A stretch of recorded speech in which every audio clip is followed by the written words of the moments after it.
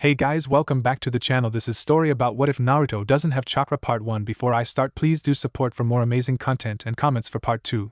Do consider to subscribe my channel and share my video to your friends and check out the description as well. Let's start the video. One morning, a very unusual scene caught some attention in the hidden village of Konoha. It all started with an old man in the merchant district.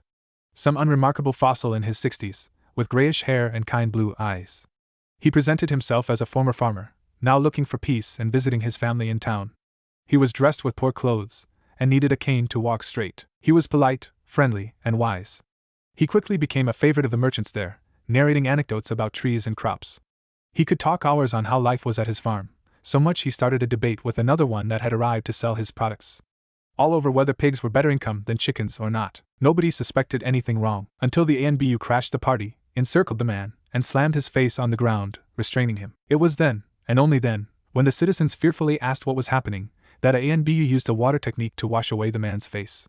As it turned out, he had dyed his hair white.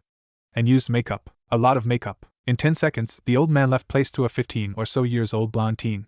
He grinned ear to ear, and only spoke a single sentence. "I'm so going to kill the guy who sold me this crappy hair dye. Oh, and nice work. It took you, 2 days to find me?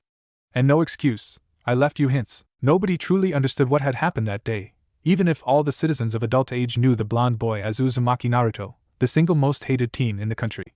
For civilians, it was all a prank. To the ANBU, it was a humiliation. To the Hokage, it was an amusing moment. To Naruto, it was his long-awaited graduation. Hokage's office. The Sandaime was deeply conflicted between laughing over the situation or sighing in disappointment. Peace had worn his people's vigilance. The forbidden scroll been stolen, by a genin candidate, of all people. Now tell me, Naruto, how did you manage to steal the forbidden scroll, kept by the ANBU and the Inuzuka police force, without getting thrown in jail? Easy. The blonde didn't seem bothered by the fact the ANBU present were glaring potently at his back and leaking killing intent. He was perfectly calm, and still wearing the old clothes Sarutobi had given him for the sake of his graduation test. The third patrol always takes a break of 10 minutes near 1 o'clock in the afternoon, to drink coffee. I just had to slip in and replace the scroll with a replica. Sarutobi had actually chuckled when he had opened the fake scroll and discovered it completely blank, save for the boy's signature. He had been deeply impressed at that moment before realizing a teen could easily steal one of the village's most prized weapon and get away with it. The Inuzuka didn't pick up your scent? He silently promised himself to have a word with the third patrol, who were shifting uncomfortably in the background. I put the scroll in the trash and disguised myself as one of the workers in charge of emptying them. The blonde grinned, crossing his fingers in a bossy manner. Some perfume and the dogs didn't recognize me. Makeup, faking a cough and a different way of walking fooled their human partners. Hidden in plain sight indeed. And the scroll? Gave it to Irika-sensei, playing the role of the accomplice. He could have left Konoha any time, and nobody would have been fooled. By staying in the village and leaving hints I was still present, the police focused on tracking me and didn't consider I had actually handed the scroll to someone else first, and was only buying him time. Naruto then proceeded to humiliate nearly all the ninjas present with 2 fingers and 3 sentences. Took you 2 days to catch up. And remember, I left you hints. I signed my crime. As killing intent skyrocketed in the room, Sarutobi calmed everyone into obedience with a glare. The mere aura of the god of shinobi forced every ninja in the room to back down in fear, including the blonde braggart. Get out, all of you. Naruto is mine to punish. In 10 seconds flat, the door closed, leaving them alone. The Hokage stared at the teen. Naruto stared back. After a short silence, they broke off laughing. Too bad I can't see past their masks. Their faces must have been priceless. The blonde chuckled, having dropped his former aloofness. Now we're both wonderful actors, aren't we, old man? I must ask, did you mimic anyone? Sarutobi chuckled.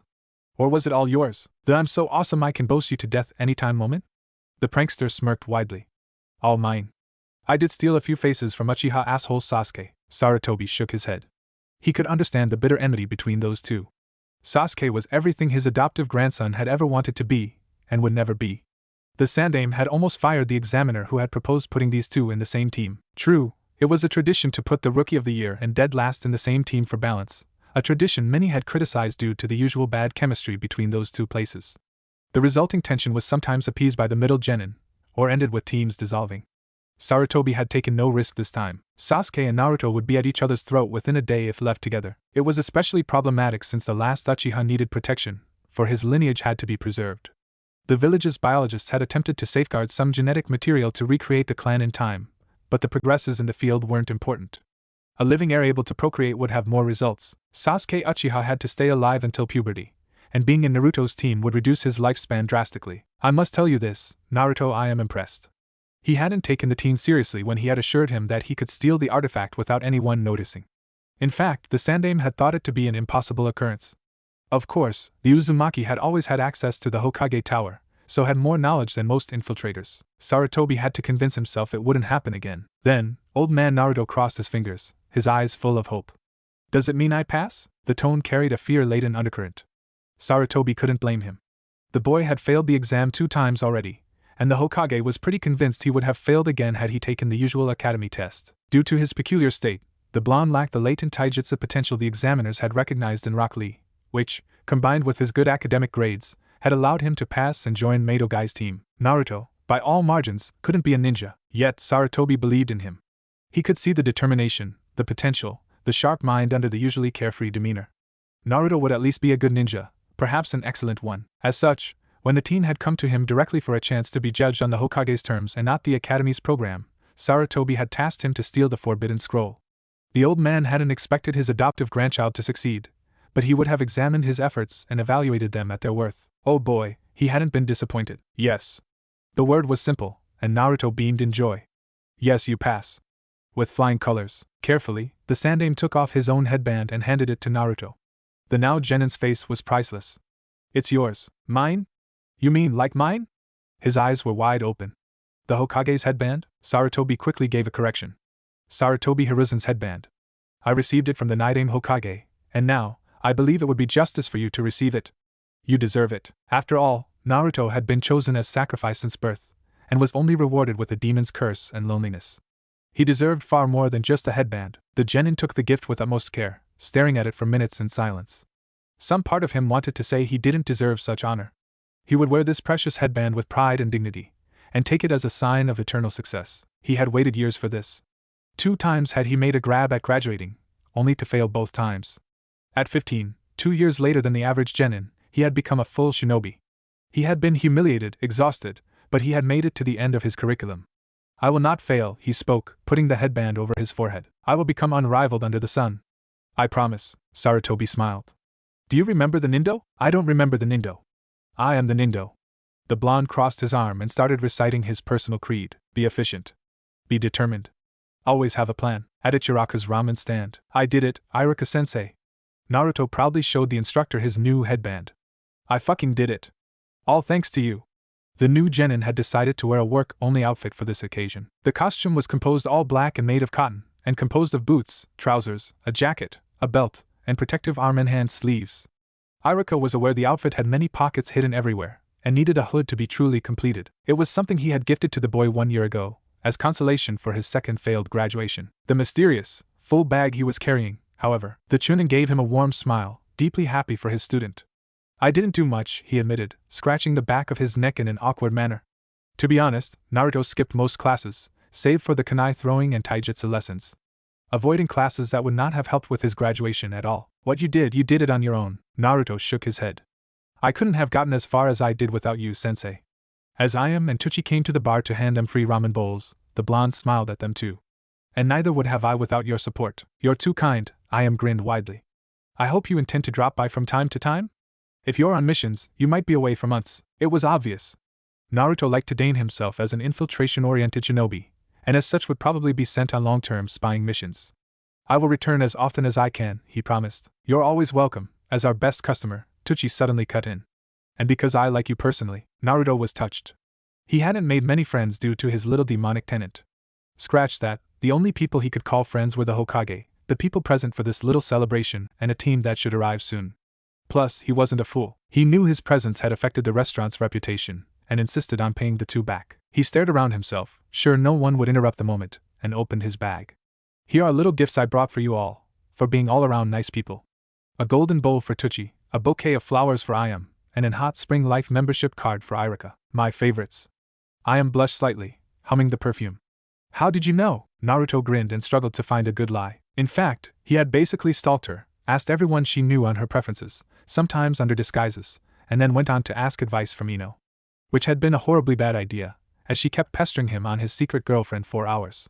The next day, the entire class was speaking about it when he bothered not to skip lessons. Why were gossips so goddamn fast at spreading rumors? I have my ways. Ominous tone? Check. arousing her suspicion? Check 2. If you want to date my daughter, you only had to ask, Tucci teased him ruthlessly. If Ayum's angry expression was of any indication, she didn't appreciate her father's remark. Truth to be told, Naruto had some sort of crush on the older girl. How couldn't he? She was the only girl willing to spend time with him when he was Naruto, and not some disguise. He had thought about actually trying to court her in practice, but something always prevented him from making a move. He was a demon vessel, he mentally corrected himself. The whole town was making the same mistake, and the restaurant already had a bad reputation due to his frequent visits there. If Ayum was willing to date him, and that was a big if, there would inevitably be bloodshed due to him. So no girlfriend. Naruto-kun. A familiar voice caught his attention. A boy in green spandex landed right next to him. Dynamic entry. Rock Lee shouted, completely oblivious to everyone's shocked face, and presenting a thumbs up. Sorry, I'm so late, Naruto-kun. A older, certainly not wiser version of Rock Lee entered the restaurant, backed by 2 genin. Team 9 had finally arrived. My apologies for the delay. We had to make a report to Hokage-sama on our latest mission. That and I convinced them not to give you a spandex suit for your graduation. Tenten deadpanned, politely greeting the blonde and the rest of the people present. Hyuga Niji simply gave a sharp nod to the new genin. It seems it was indeed your fate to succeed, in spite of your shortages, he whispered, making Naruto twitch. The two had never really gotten along, as Naruto disliked the Hyuga's arrogance and natural talent, finding him to be everything he would never be. That, and his fatalistic beliefs were truly annoying. Of course, it didn't prevent the both of them from having some ounce of respect for the other. Naruto admired Niji's will to succeed, even if he was only considered a slave by the main branch, and Niji had told him he was impressively talented for someone born to fail. It was the closest thing to a compliment Niji could ever give. I must congratulate you for your graduation. Marugai smiled widely, giving the teen the nice guy pose. Naruto-kun, your fires of youth shall shine brightly. Naruto-kun, I expected nothing less from my rival. Rock Lee spoke. Our next spar shall decide our fate. Let's show him our fire, Lee. Yes, Guy-sensei. The scene was followed by a horrible sunset genjutsu set to incredibly bad music. As the spandex monsters started hugging each other with tears in their eyes, the rest couldn't help but cringe. When you think of it, it's really the only genjutsu Guy ever mastered, Naruto mused. Tenten lost no time in teasing him. So, I guess your spars are 50-50? What was it last time? Staying still as long as possible. Actually, it was scroll log shuriken. Of course, Lee always asked crazy stuff like running around Konoha 50 times on one foot, so Naruto balanced with simple, sometimes random activities. According to Guy, his personal rival had a similar outlook on their youthful competition. To sum up, spandex made people completely out of their gourd. Anyway, I would like to thank you all for your support and the remedial classes you gave me, Naruto announced, remembering the many times he had participated with Team 9's training exercises. In fact, he could almost be considered an extra member. The new genin, after his first failed graduation, had found himself in their class last year. The only one he befriended during school was Lee, after finding him training alone. Naruto couldn't really put a name on how their friendship started. He guessed it had been natural for deadlasts to stick together, even more since they had a similar condition, although Lee at least had chakra to reinforce his muscles. Naruto didn't even have that. After Lee graduated thanks to his latent potential for taijutsu and good grades, Naruto kept meeting him, and was introduced to his team. Guy had apparently been informed of his curse, and had taken an immediate liking to him. The Jounin had even given supplementary taijutsu classes. True, the blonde would never surpass anybody competent in the field due to lack of strength, but hey, it was the thought that mattered. Tenten had been easy to befriend. They had never talked at school, due to mutual lack of interest in the other. When Lee had introduced him to Team 9, she struck him as the most normal member. She didn't wear spandex, and didn't have an enslaving seal over her forehead. As she was the daughter of one of the weapon seller in town, he usually met her when he was on errands. Her father had warmed up considerably to him when he saw the two bickering playfully, and proceeded to lower his prices a bit. Naruto had become his best customer hereafter. As for Niji, when the first thing he had said was worthless failure, he had earned a broken nose and a blow to his pride. They had proceeded to beat the crap out of each other until Guy separated them. Yes, what a fantastic way to start a friendship, because it was a friendship. True, anyone outside the team would only hear insults or thinly veiled death threats. However, the Hyuga and the Jinchuriki shared a thing in common, being born with a seal that screwed their life over since the very beginning. They expressed their bitterness in different ways, not being wealthy enough to take anger management classes. After a few months of regular jabbing spars, punches and kicks, they managed to reach some level of understanding under the sun, bloodied and bruised. Or maybe was it the multiple blows to the brain that made them a little more warmer, mixed with some exhaustion-induced crappy dialogues and revelations about the nature of the universe. So, they went from enemies to best enemies. I've got gifts for you all. For a second, remorse and shame almost made Naruto back down. It was cruel, horrible, nasty, crazy. Niji and Tenten would hate his gut, and never talk to him ever again. Nah, they're just going to sulk in a corner for a month or so. The youthful gift that will make the fires of your youth even brighter. Tenten's expression crumbled in horror, and Niji's eyes widened. Orange spandex for all of you. The next day, in the Hokage's office, sweat dropping from his forehead, the Hokage deepened on his seat. The graduation photo was horrible. Naruto, he whispered, trying to chase away the terrible image from his mind and forget it altogether. Did you really have to cross-dress? This photo will follow you for a long, long time. What, don't you like my sexy no jutsu? The teen had dropped the sinister, shameful disguise for an equally horrible orange jumpsuit too small for his size, and a green bag. I put some effort into it. Sarutobi repressed the urge to cringe. Anyone would have been fooled indeed. The wig, makeup, and fake breasts had turned the prankster into a cute, adorable girl, which made it ever creepier. The Hokage made a mental note to prevent Jiraiya from ever learning of this event. I have both bad news and great news for you. The Sandaime took his breath. The good news is, you're not going to be in Sasuke's team. Yes. Naruto jumped on place. Which team do I get? Kurenai's? Do I replace Kiba in the roster? The Sandaime's eyes narrowed. The temperature had dropped to near zero. Yet the blonde didn't seem bothered in the slightest. Naruto, who told you the team's formation? Only the Jounin and instructors had access to this information.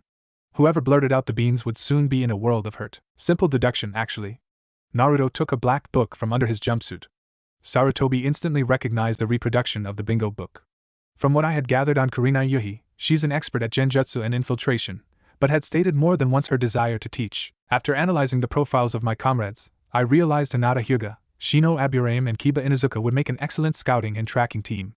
A genjutsu expert would complete the formation, and your reaction just confirmed my suspicions. I guess I was drafted in Kiba's place? No.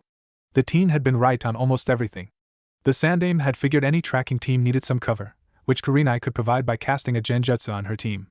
Plus, due to her mother-like personality, he believed she could have the Aburame and Hyuga grow out of their social inexperience. Seeing the Hyuga heiress position, a mother figure would be very welcomed. Due to your peculiar skills, you are oriented for stealth operations, infiltration, and assassination. The Hokage locked eyes with the boy. Activities that must never be made public. If the rest of your class is the tree we show to the world, you have to be the root in the darkness, supporting it. Having caught his adoptive grandson's attention, the Sandaime gave details. Most people think we hidden villages are composed of showy mercenaries doing heroic, story-inspiring deeds. This is wrong. This is only one aspect of the village. The smokescreen that hides the secret war we are waging every day with our competitors. To preserve peace and the prosperity of our citizens, we have to dirty our hands. Our economy is built on attracting clients that would hire us instead of neighboring states like Sunagakure. As such, we have to show our talent and efficiency through Chunin exams. Our prodigies, like the last Uchiha and Niji Hyuga, are the showcase of Konoha. They are good, some of them will be renowned ninjas, but they won't be anywhere as useful as some other shinobi the world has never heard of. The blonde nodded. The ANBU. The ANBU is the elite of the secret army of Konoha, the one never shown to the population. They are many, they are everywhere. Spies, assassins, saboteurs, black ops. They are the reason why Konoha hasn't collapsed, and we must stay wary if we want to secure our place in the ninja world. And this army needs you, an individual who does not kill with fireballs, but with poison. Who steals secrets for us to feed on. Revealing you to the world would be unwise. And the Kyuubi? Aren't we supposed to show we still have it? Naruto, foreign Kage learned of your existence the very day I passed the law of silence. It was inevitable. Konoha had been infiltrated, and still was. Just as Konoha had agents in other countries, foreign powers had ears and eyes inside these walls. We have the Kyuubi in a mature container. Just as Kyumo has more than one. They won't expect you to be trained as an undercover agent, and you could be a trump card if the Ninetales is deployed inside enemy borders. I doubt the fox bastard would do anything for us. Naruto's head jerked to the side in an uncomfortable manner. It already gave me the middle finger the moment I was born. Sarutobi couldn't help but wince. He had been present during the fateful medical examination that had crushed all Naruto's hopes of becoming Hokage. He had had his medic means repeat the process twice for the same result. According to them, the Kyuubi's chakra was leaking into the boy's system, as the Yondaime had probably expected. Sarutobi wasn't the best seal master around, Jiraiya having taken the spot, yet he was somewhat familiar with the Uzumaki arrays. Minato had based the dead consuming seal off of the one Kushina had bore. Like Kushina's, the seal would allow the Kyuubi to help in case of extreme danger for its host, or to start rampages. However, the Kyuubi had apparently learned the lesson well enough. Its chakra had deteriorated the Tenketsu points to complete uselessness. Even if he could walk, even if he still had the Kyuubi's chakra giving him a healing factor by running in his deteriorated system in small amount, Naruto couldn't produce any chakra of his own. In short, Naruto was a human born without chakra. It had been a complete disaster. A demon vessel without chakra, save what the Kyuubi could provide, wasn't as useful as Konoha's secret weapon should have been. Danzo had even proposed to remove the beast and put it into another container, a notion Sarutobi rejected. Konoha in its entirety had a debt toward the blonde's sacrifice, and the Hokage was going to honor it no matter what. That, and if the Kyuubi could do it once, it would happen again. The reason behind the Kyuubi's actions had been clear. The demon probably intended to make its host dependent on it to defend himself, increasing its chances of escape. That, or it did it out of sheer spite. Either option was believable. Sadly, the news had devastated the blonde. Sarutobi had found him crying and depressed, unable to find a reason to move on. The Hokage consoled him and gave him hope. It was this day he introduced him to the Nindo. Back when samurai ruled supreme and the great sage hadn't taught the world ninjutsu, the original shinobi were nothing like the current generation of ninjas. Their strength was nothing greater than what a civilian could achieve, and they served as assassins and spies for the warlords of the era. They were non-entities, nameless shadows crawling in the dark. The documentation on them had been scarce, and few accounts of their prowess had reached their successors. Fortunately, their Nindo, the code of conduct that guided their discipline, had reached them. It was this Nindo that inspired Naruto to persevere in his efforts. Be efficient, be determined, always have a plan, Sarutobi spoke. Tell me, Naruto, what is your goal? The blonde shrugged nonchalantly. To live up to the Nindo. To prove I am not powerless. To become the best. To kick your ass. Then I shall offer you a chance to reach your dream. Sarutobi closed his eyes, inwardly chuckling. Infiltrators are never allowed to form teams, for they might be identified by turncoats. They are formed under the regime of apprenticeship. A shinobi of Konoha specialized in the trade will teach you, and you will serve under this instructor until your promotion to Chunin by said examiner. If you are promoted and impress me, and I know you will, I shall consider you for joining the ANBU, even with your shortages. Naruto looked like a man with a lifelong dream in sight. How long will it take? To become a Chunin? As long as your tutor sees fit. Seeing who had been selected as the boy's superior, Sarutobi had the feeling it wouldn't take long. Either she failed him, or forced an intense, accelerated training regimen on him. You will have to endure, I'm afraid. Naruto winced. Why do I have the feeling I'm in for a world of pain? You are, Sarutobi chuckled. Your superior is an excellent kunoichi, efficient, and renowned for her sadism. She's the tough kind of teacher. The very, very tough kind. If you have read the bingo book, you should be able to guess who I'm talking about. Naruto paled in dread. You didn't. Yes. Yes, I did. At that instant the chosen tutor decided to crash the party. By breaking through the window and landing on the Hokage's desk. Head up, boy. A woman shouted, much to Naruto's amazement and Sarutobi's amusement. I'm your tutor, Anko Mitarashi. I don't have time to waste, so let's take a little, easy, Anko-style test. Sarutobi would cherish the memory of Naruto's face until his death. Forest of Death. The Hokage was going to pay for this. Anko didn't like teaching. After her disastrous study period under the snake bastard, she had cast aside any thought of leading a team. She feared becoming a tutor that was just as bad as Orochimaru had been, and her personality wasn't a pleasant one. She was blunt, straight to the point, sarcastic, and not a people person. Yet, the Sandaime had insisted she tried to pass on her secrets, and take an apprentice. All those who had been proposed had been wimps who quickly abandoned any idea of working under her. Naruto Uzumaki would be no exception. As I don't like introducing myself to someone I may not keep, here is the deal. I will assess your skills, intelligence, resourcefulness. If you impress me, I keep you, we present each other's, and you get to buy me some dango. No, I only buy ramen. I don't like dango. Everyone loves dango, for dango is awesome, Anko shot back, glaring at the orange target as if he had just said a blasphemy. His horrible jumpsuit was truly getting on her nerves. Maybe she should paint it red? I beg to disagree. Ramen gives meaning to an empty life. The runt sighed. So, since we're in a bad place, as it's called the Forest of Death, I suppose it's a survival exercise, crazy sensei? Anko grinned ear to ear. Crazy sensei, eh? He would be hurt a lot. It's simple, really. I give you a head start of 10 minutes. Afterward I hunt you down, and we beat each other with lethal force. If you survive, I keep you. Naruto laughed. And if I accidentally kill you, then you get promoted to Jounin immediately. Why did she get the feeling she was going to regret those words? The boy's subsequent smirk was somewhat creepy. So 3, 2, 1, go. He ran away. Anko proceeded to patiently wait for the next 10 minutes, observing her surroundings for any hint of orange. She hadn't even bothered to read the reports on the team, and had no idea of his abilities.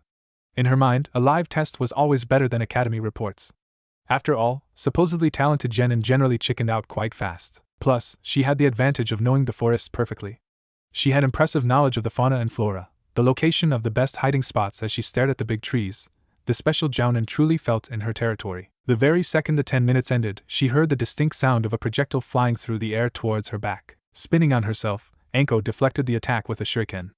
The projectile, which turned out to be an arrow, landed a few meters away from the kunoichi, piercing the muddy soil. Anko suddenly realized it was laced with a dozen explosive tags. Jumping as fast as she could toward a tree's branch, the lady barely avoided the massive explosion that followed.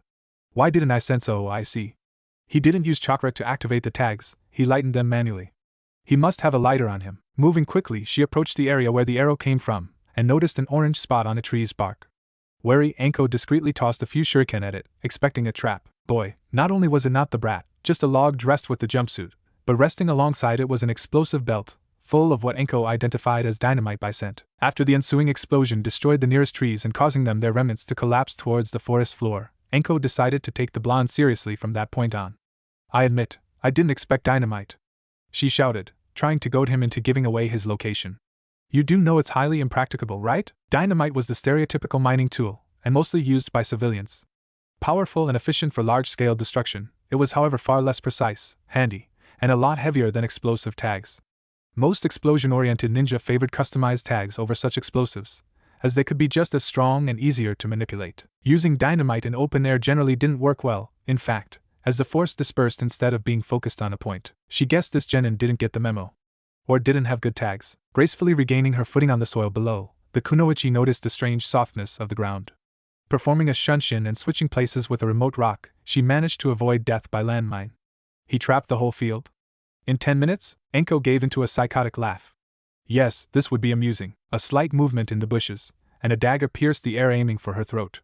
Dropping her previous laziness, the female ninja focused and caught the attacker's arm. The runt had dropped his orange jumpsuit for an outfit covering all his body, save the eyes, which were protected by goggles. The outfit's color meshed well with the vegetation, an excellent camouflage. Alright, he had common sense. The teen's uncaught arm sprung, a kunai in hand. It was a perfect motion for gutting bellies open. Truly, it was all beautiful. The speed, the gracefulness, the killing intent. Anko swiftly released his arm and kicked him away. The genin grumbled and silently assaulted her again, swinging his weapons. A wise move, as knives and daggers gave a better reach and caused wounds more easily than punches.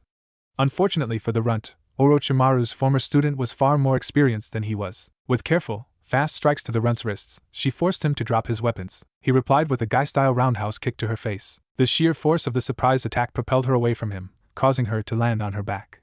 Hitting the soil, the kunoichi immediately regained her momentum, rolling to avoid a volley of shuriken. She gritted her lower lip and tasted her own blood. As it turned out, the kick had been powerful enough to draw the first blood. Alright, no more joking around, she snarled, taking a drop of the crimson nectar and using the summoning jutsu. A powerful, green boa popped up in a cloud of smoke and sprung, its maw opened.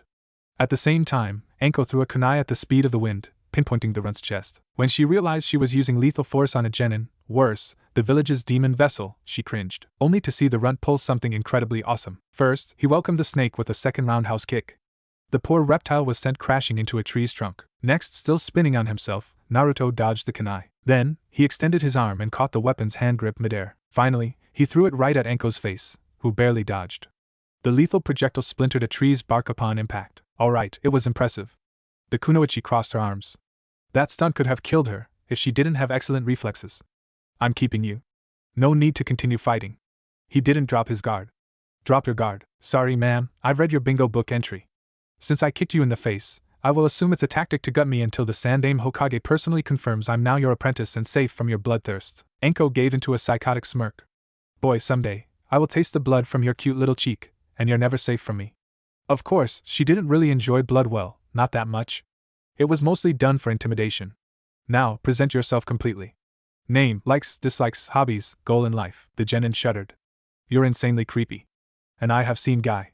Well, I'm Naruto Uzumaki.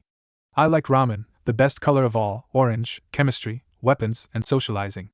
I dislike pricks, most bloodline wielders, and laziness. My hobbies are training, pulling pranks, inventing things, botany, blowing up walls, and looking for platypuses. My goal in life? He chuckled through his hood, the sound a mere whisper. Kicking everybody's ass, starting with yours. Anko laughed, amused by the teen's galls.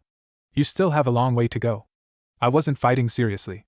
Scratch that, it was a cakewalk. Neither was I, but I admit, in a straight fight, you would have trashed me. He snorted. Fortunately, I never fight straight, crazy sensei. The name is Anko Mitarashi. She was so going to give him a horrible nickname.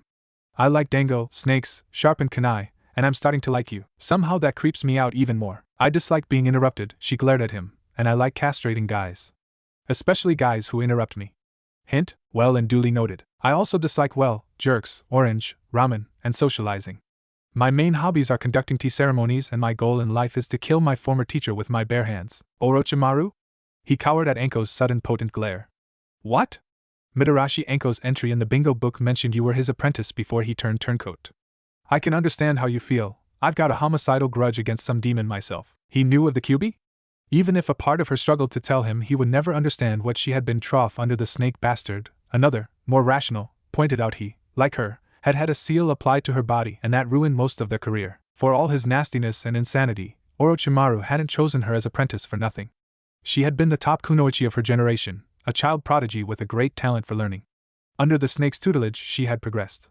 She had strived to succeed and surpassed all expectations, until he infected her neck with the cursed seal. The shameful taint forever marked her as unreliable, for Orochimaru could always manipulate it from afar. As such, her progress in the hierarchy slowed to a near stall, as a possible unwilling spy for the snake. Worse, the cursed seal's recurrent interference with her chakra had forced her to redo most of the basics, to start back from scratch. Her reputation been nearly destroyed and had alienated her from most of the population. In fact, she could count her friends on the finger of a hand. Their respective situations were disturbingly similar. Well, Anko forced a smirk on her face. Why not discussing revenge plots around Dango? You bring the food, I bring the ideas. Deal. Naruto's apartment. Name, Anko Mitarashi, may have aliases. Code name is Viper. Birthdate, October 24th. Gender, female. Age, 24. Height, 167 centimeters. Weight, 45.8 kilograms. Blood type A. Occupation, Chunin examiner, probably cover for other activities. Obvious infiltration specialist. Affiliation, Konohagakure. Team, former apprentice of Orochimaru. Suspect links with the ANBU. Ninja rank, Special Jounin, again, probable smokescreen. Ninja registration, 011226. Academy grad. Age 10, Chunin prom. Age 12, affinities fire and earth. Ninjutsu 3.5 strange, she seems better at it than Genjutsu. Taijutsu 2.5 good, but not exceptional. Lee would kick her ass in a Taijutsu spar. Genjutsu 4, haven't seen it in action. Then again, Genjutsu doesn't work on me. Lacking chakra has advantages, when illusions work by using the enemies against him. Intelligence 2, I would say 3.5 passing as 2 to be underestimated. Strength 3 again, good but not exceptional. Speed 3, maybe 3.5 to 4, she has good reflexes. Stamina 4, nearly as much as myself? How the hell is it possible? Must investigate. Hand seals 3 above average. Total 25, more likely around 29 to 30. Probably hides skills for infiltration purposes. Techniques, snake summoner, poison, weapon, and trapping expert. Infiltration expert, good at intimidation, may have experience with torture. Who the hell wrote this crappy entry and forgot that? Personality assessment, shows hints of sadistic and histrionic personality disorder. Shows extreme lack of maturity. Attention seeker, the fishnet is too revealing, she's letting people see. Obvious bloodlust, probably not faked. May get perverse, sinful pleasure from pain. Must keep distance, and show no wound. May try sucking my blood like a vampire. Probably tactic for intimidation. Or she's a vampire. A female snake vampire ninja hybrid. Useful notes 1. Shows signs of fake cheerfulness. Boisterous facade. Has issues and obsessive grudge against Orochimaru. Must never mention him. Snake fetishist, Dango addict. Must approach Dango stores with extreme caution from now if I want to keep funds. Offer Dango as peace offering, in case of argument, or BR. So Miniguy would kick my ass at Taijutsu? Anko asked, making Naruto jump out of his seat in surprise. His chair fell on the ground, along with his pen. How the hell did she manage to sneak up on him, especially so late in the night? It was the time nearly all his traps were activated and kicking. Worse, the kunoichi didn't even look tired or bothered in the slightest. Is it usual for you to break into people's houses? Have you no sense of personal space? Actually no. Anko sat on the table, next to Naruto's updated bingo book. I'm your sensei, remember? We're going to spend much time together from now on. She gave him a playful, disturbing smile and adopted a sensual pose. Plus, many people would be happy to have a hot woman like me seeing them in the middle of the night. Only sadomasochists. You're goddamn creepy. Sorry, I'm not interested. He glared at her. How did you disable my traps? Boy, I'm the one who invented most of the traps featured in Konoha's books, she boasted. Of course I can disable them. The kunoichi locked eyes with him. Explosive traps on the doors, kunai launchers in the corridors, and you reinforce your apartment's walls and gate with iron plaques. And nobody other than you lives there. I needed space. It hadn't been hard to buy the building. His personal apartment had been allowed by the Sandame, and the other residents had preferred moving on elsewhere than share the place with the demon vessel. The price of the building had been reduced to a quarter of its former value, and obtaining the place under a fake identity had been easy. As Enko made clear she wasn't going to leave without a visit, Naruto was forced to oblige. While his apartment contained the bare minimum for a living, the others had been developed into different laboratories. One, abandoned, was his former sealing atelier. He had tried to perfect the art, but his lack of chakra and the sheer complexity of the theories behind forced him to give up. For the moment, anyway. One was mainly remodeled for chemistry experiments, full of bottles of various chemical concoctions, alongside new types of explosives. Due to the big unpredictability of dynamite, and its tendency to explode a bit too easily for his liking, he had tried synthesizing a new, more reliable substance. His pet project, which he called plastic, still needed improvement, but would no doubt be awesome. After all, IWA did manage to create a variant. His progress in creating detonators had, however, been nearly non-existent. He was tired of igniting his tags with a lighter. It was dangerous for his health. He had also managed to install a zoo of venomous animals, mostly spiders and snakes, much to Enko's rage. The blonde hoped to import a platypus one day and extract his venom. He had never seen a venomous mammal before. That, and a pet guard platypus would be awesome. Finally, he showed her his wardrobe. "I see you have a lot of suits." Enko's understatement made the teen laugh. He had about 14 variants of the black working suit Irika had offered him. Some were customized to allow good camouflage and thermal protection in snow or deserts. He also had a collection of civilian clothes with hidden pockets, fake priest robes, and an impressive number of disguises, alongside nearly every weapon in existence. And makeup. And experimental latex masks that never worked. "I have a garden of medicinal herbs, but it is somewhere else," he spoke. "There is also my personal study, with a lot of books on subjects going from warfare to astronomy to maps, alongside a collection of paintings I acquired for reconnaissance purpose. That should be all." "How the hell did you gather so many toys?" Enko blurted in surprise. "An orphan like Yusari shouldn't have that much money." "And how did you get a bingo book?" "For the bingo book, I found it in the Hokage's Tower archives when I was preparing my graduation. I read it, and copied it when I returned home. I remembered a lot of details I missed the first time." Enko's face was priceless. "I theorized the Kyuubi's chakra, outside ruining my life, also reinforced neural connections, giving me photographic memory. That, or I'm just born lucky." The demon vessel then smirked. As for the funds with photographic memory, it was easy to win large sums in casinos under a fake identity. Counting cards is as easy as breathing. That, and poker was a good training for analyzing people's expressions. If her face was of any indication, Enko duly noted that little tidbit for a later use. "I just signed my eternal exploitation. I have invented a new ninja art." He gave her a nice guy pose. "Kashjutsu." The pun was so horrible he could hear Enko's teeth grinding against each other. For some reason, it amused him to no end. "It seems I will have to update your sheet already," Enko smirked, taking a scroll in her pocket and handing it to him. "Here is your official genin degree. Only I and the Sandaime have access to it, until you get registered in the bingo book. Some information will probably be forged in time for greater security." Naruto took the scroll, opened it, and read. Name: Naruto Uzumaki. Codename: Atlas. Birthdate: October 10th. Gender: male. Age: 15. Height: 166 centimeters. Weight: 50.9 kilograms. Blood type: B. Classification: Demon Vessel of the Kyuubi. Affiliation: Konohagakure. Team: The Wonderfully Awesome Enko Sensei's Apprentice.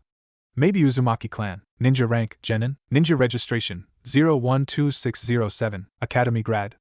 Age: 15. Affinities: none. Ninjutsu 0. Taijutsu 3. Shows Chunin level skills. Genjutsu 0. Intelligence 4. Good trapper. Has common sense. Tricky. Strength 3.5. Shows sign of extreme training. Speed 3.5. Good agility, momentum and reflexes. Stamina 5. Can pack a lot of blows without showing signs of wounds. Has healing factor, which according to the Hokage only kicks in near death. Hand seal 0. Total 19. Chunin level threat, ruthless, efficient, and tricky. Techniques: excellent at camouflage, trapping, planning. Freakish good aim with a bow and thrown weapons. Experienced knife fighter and good, bastardized taijutsu style. Damned guy. Explosive user. Still has to assess infiltration skills. Who cares about chakra anyway? Poison kanai are cooler. Personality assessment: ruthless, sarcastic, carefree. Shows no problem with attempted murder, may have lack of empathy. Shows some pragmatism and viciousness. Good self-control and patient. Intelligent. Complete opposite of academy reports. Added notes: Atlas shows a ramen addiction, an obsession with the color orange. Highly competitive. Must kick his ass regularly for the sake of it. Atlas, eh? Nice codename. He bugged on a detail. May I ask you a question before I go celebrate this magnificent moment by painting the Hokage monument in orange? He raised his head. What is this Uzumaki clan? It first started with Team 10. Chuji hadn't been hard to defeat. Naruto simply gave him a bag of chips laced with sleep-inducing substances, and it was over within a minute. He offered flowers to Ino, under a disguise. They come from Sasuke-sama, he affirmed, as she practically ripped them from his hands. She had inhaled them and fainted. Shikamaru surrendered, wisely deciding fighting was both pointless and dangerous when Naruto pulled out a knife. Then, Naruto went after Team 8, which proved to be a tougher target. Shino had spotted the infiltrator in less than 5 minutes, asking why he was being stalked in a dark alley. Unfortunately for the Abirame, the blonde had already closed the gap by the time he had finished his statement. The insect wannabe got surprised when Naruto knocked him out with a handkerchief wet with chloroform. As expected, the boy's over-reliance on chakra-draining animals proved to be his downfall when facing a chakra-less opponent. Ambushing Kiba had been a bit difficult, as Akamaru apparently spotted the perfume Naruto used to mask his odor. Fortunately, Kiba's cockiness made him ignore the dog's barking until it was too late. Naruto used the occasion to try his anti-Inuzuka tear gas. The new product, extracted from chili, of all plants, had proved itself efficient in irritating Akamaru's underdeveloped tear ducts. With goggles protecting his eyes, Naruto had fought blind and confused opponents, with predictable results. Hinata simply dropped on the spot upon recognizing Naruto. It was anticlimactic, he whispered upon transporting the girl to the Jounin bar. Then, he went after Team 7. Naruto simply had to pull the same trick he used on Ino to neutralize Sakura. Her teammates were harder to deal with. Keeping Sasuke for the very end, Naruto focused on his last teammate. The guy, called Sai, looked like an average raven-haired guy with black eyes and black clothes and black boots and probably black underwear as well. Yes, he was an emo. As if Sasuke wasn't bad enough. I've just insulted all emos in the world. Naruto, however, discovered 2 creepy elements on the guy. First, he always smiled, disturbingly so, and the genin found nothing on him. No academy report, no family, no background, nothing. As Naruto never ever saw him at school and that the Sandaime placed him on the last Uchiha's team, it was pretty obvious he was either an ANBU or someone equally dangerous. Direct fighting was out of question. Hence, Naruto took the reasonable option. Hey Sai-kun, if I told you your sensei sent me to kidnap you, would you mind playing along? The Uchiha compound. Sasuke wasn't happy with his new team. He had ended with a fangirl. The worst of the lot. Sakura was completely useless, and Kakashi wiped the floor with her at the very beginning of the bell test. She showed no prowess, no bloodline, no skill. Sasuke didn't give her a week to live outside the walls. Sai was incredibly annoying. When the guy's first line was to call him a duckling with a little penis, and then explain he thought it was good for socializing, Sasuke realized he wasn't well in his head. Fortunately, he was competent, showing surprising agility, intelligence, and an interesting technique. Sasuke would stay wary of paintings from now on. Kakashi may be an incredibly powerful ninja, but he was ridiculously lazy and late. Did he really have to arrive 3 hours late every single time? Worse, he didn't teach them any worthwhile techniques, simply teamwork exercises. It had been 3 days and the team had made no progress. Sasuke shook his head, as he sat in his empty kitchen. The group had passed the bell test only because they had managed to work together, and elaborate a makeshift plan 10 minutes away from the time limit. The Uchiha didn't give the team a month before it fell apart. He was snapped out of his thoughts when someone threw a gas bomb through the kitchen's windows. Sasuke quickly escaped into his house's hallway, only to be welcomed with a punch in the face. His eyes hurt, and he found himself crying. Him, who thought he had already wept enough for an entire life. Struggling with his bad eyesight, the Uchiha attempted to defend himself, but his temporary disability and the size of the hallway put him into a disadvantageous position. The enemy was a black blur, the movements fast and flawless. Sasuke struggled not to groan, as the attacker pierced his skin with what looked to be Saban. Who are you? The prodigy snarled, feeling dizzied. Shit, the Saban are poisoned. What do you want? I hate your guts, Sasuke, a familiar voice replied, before knocking him out with a last Saban to the neck. It's as simple as that. Jounin's bar. Told you he would beat them all, Anko gloated to the other Jounin. Now give me my cash. That's disappointing, Kakashi Hatake spoke, appraising his bound and gagged genin with a sharp glare. Well, except Sai, who wasn't even restrained. Wait a second, why are you free? The root agent's smile didn't waver. Uzumaki-san told me he was abducting me on your orders, so I decided to play along. I wanted to confirm the claim and rescue my teammates in case of danger, and fighting him was more trouble than it was worth. Staying free and observing was the best solution. The power of diplomacy. Naruto inwardly mused. Seriously, Asum-sensei, couldn't you find another bet? Shikamaru whined at his team commander. The Sarutobi shrugged his shoulder, freeing his other students. I thought you would defeat him. I was planning on using the money from the bet to invite you 3 to the city's best restaurant. While Chuji instantly forgave his teacher, Ino's expression was one of pure betrayal. You Asuma-sensei, you wagered on us? Anko bet Naruto could capture all of you, so each of us wagered our team would be the one to take him down. Kurenai shrugged, freeing the drowsy Kiba. I didn't expect him to attack you one-on-one. Or deal with you so casually. Good thing Guy wasn't here to bet, Naruto nodded to himself. Lee would have trashed him, and defeating Tenten would have been difficult. Niji, he could deal with, but the Hyuga's teammates were his worst opponents to fight against. Rock Lee was faster, stronger, and insanely durable. Tenten had a bigger arsenal and had knowledge of nearly all of the blonde's tricks, having helped design most of them. That hurts, Kiba cried, Akamaru growling. What the hell was that, Naruto? Ah, just one of my newest anti-U weapons, the teen shrugged, keeping another tear gas bomb in his pocket, in case Kiba were to lose his temper. His civilian clothing, consisting of orange pants, a vest of the same color with black sleeves, over a black shirt, was full of hidden weapons. Naruto didn't believe in risk, only in preparations. Sorry for you and Akamaru, it was just business. I would have had to hurt you pretty bad otherwise. You cheated, Sasuke rasped, freeing himself on his own. His voice was full of rage. You took us by surprise and poisoned us. I'm a ninja. I've never learned fair play. Dango restaurant. So Anko trailed off. Do you want your share? Nah, I want info. Naruto briefly glanced at the dango in front of him, wondering if offering it to Anko would tame her violent urges. I'm rich enough to buy anything I want. I didn't go through the trouble of capturing 9 genins for cash. He crossed his arms. What is the Uzumaki clan? When he had asked the question for the first time, the infiltrator got no answer. So he kept pestering his mentor during the training regiment until she gave in, trading answers against his help in her latest scheme. Naruto had reluctantly agreed, as the other solution was beating her in a serious fight and extracting information the hard way, which was out of his reach for the moment. Naruto could barely hide the wounds under his shirt. Sarutobi hadn't lied when he had presented Anko as a tough teacher. Their duels had boiled down to the snake lady knocking him out in one blow. As expected, Naruto couldn't resist chakra-enhanced punches, and the Jounin was way out of his league once taking him seriously. The Uzumaki's best hope was staying at distance and employing extreme overkill against her with explosives. So far it hadn't worked. Alright, I'm speaking. Anko glanced around herself, as if she was being spied on. It's classified information, the Jounin whispered on a low volume. S-rank information. I didn't get many details from my source, so you will have to deal with vagueness. I'll figure it out. I have spent years trying to find anything on my family without any result. He lowered his gaze. The Sandaime himself had refused to talk on the subject. It is about the Kyuubi? Something I shouldn't hear? I'm not even sure you're related to them, so it's only guesswork. The crazy Jounin pushed away her dango, making Naruto shiver. Was it so important she was willing to interrupt her meal? The Uzumaki weren't really a clan. Most clans have at least 100 members active at a time, some like the Hyuga reach 500. The Uzumaki were never more than 10 at any point in their history. Anko cupped her hands together.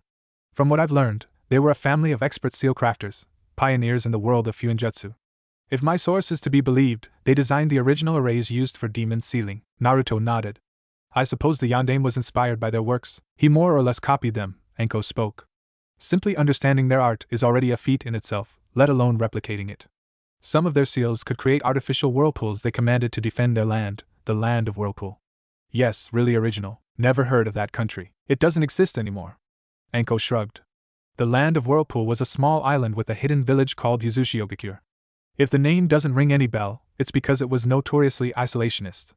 The Uzumaki themselves were a clan among many living there, if a bit recognizable. One day, back in the era of the Shinobi Wars, the whole country was destroyed. As in, it sank. How? How could it be possible to sink an island? An attack by a demon vessel? Who can tell? The survivors were scattered and most didn't remember how they managed to survive in the first place. I bet it was some kind of sealing experiment that went horribly wrong. The country was destroyed, the Uzumaki clan wiped out, and it faded from memory altogether. The arrays causing whirlpools are still active, allowing us to guess the location of the sunken island, and that's all I know. Naruto began to put the pieces of information together.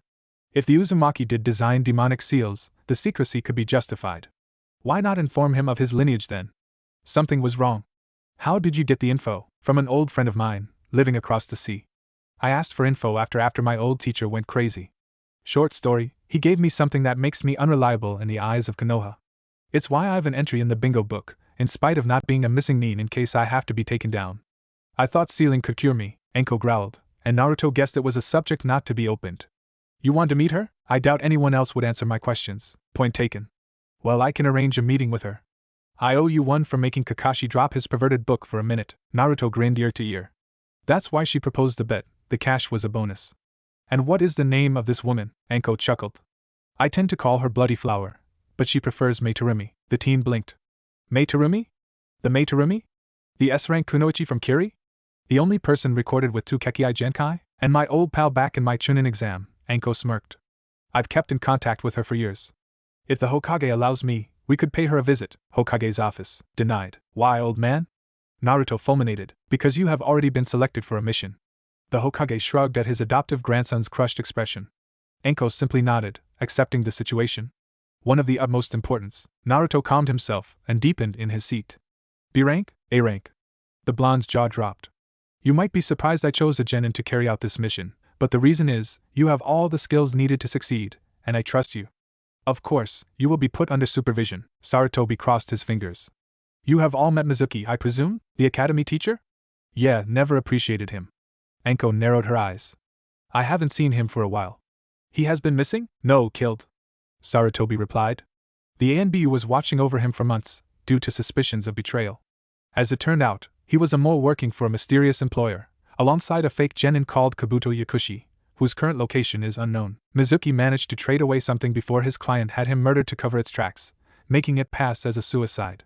The Hokage's face turned serious. Blood samples and documents of the academy's students? Naruto guessed, piecing back the puzzle. I see, he got them during medical examinations of students, or upon giving first aid after physical training.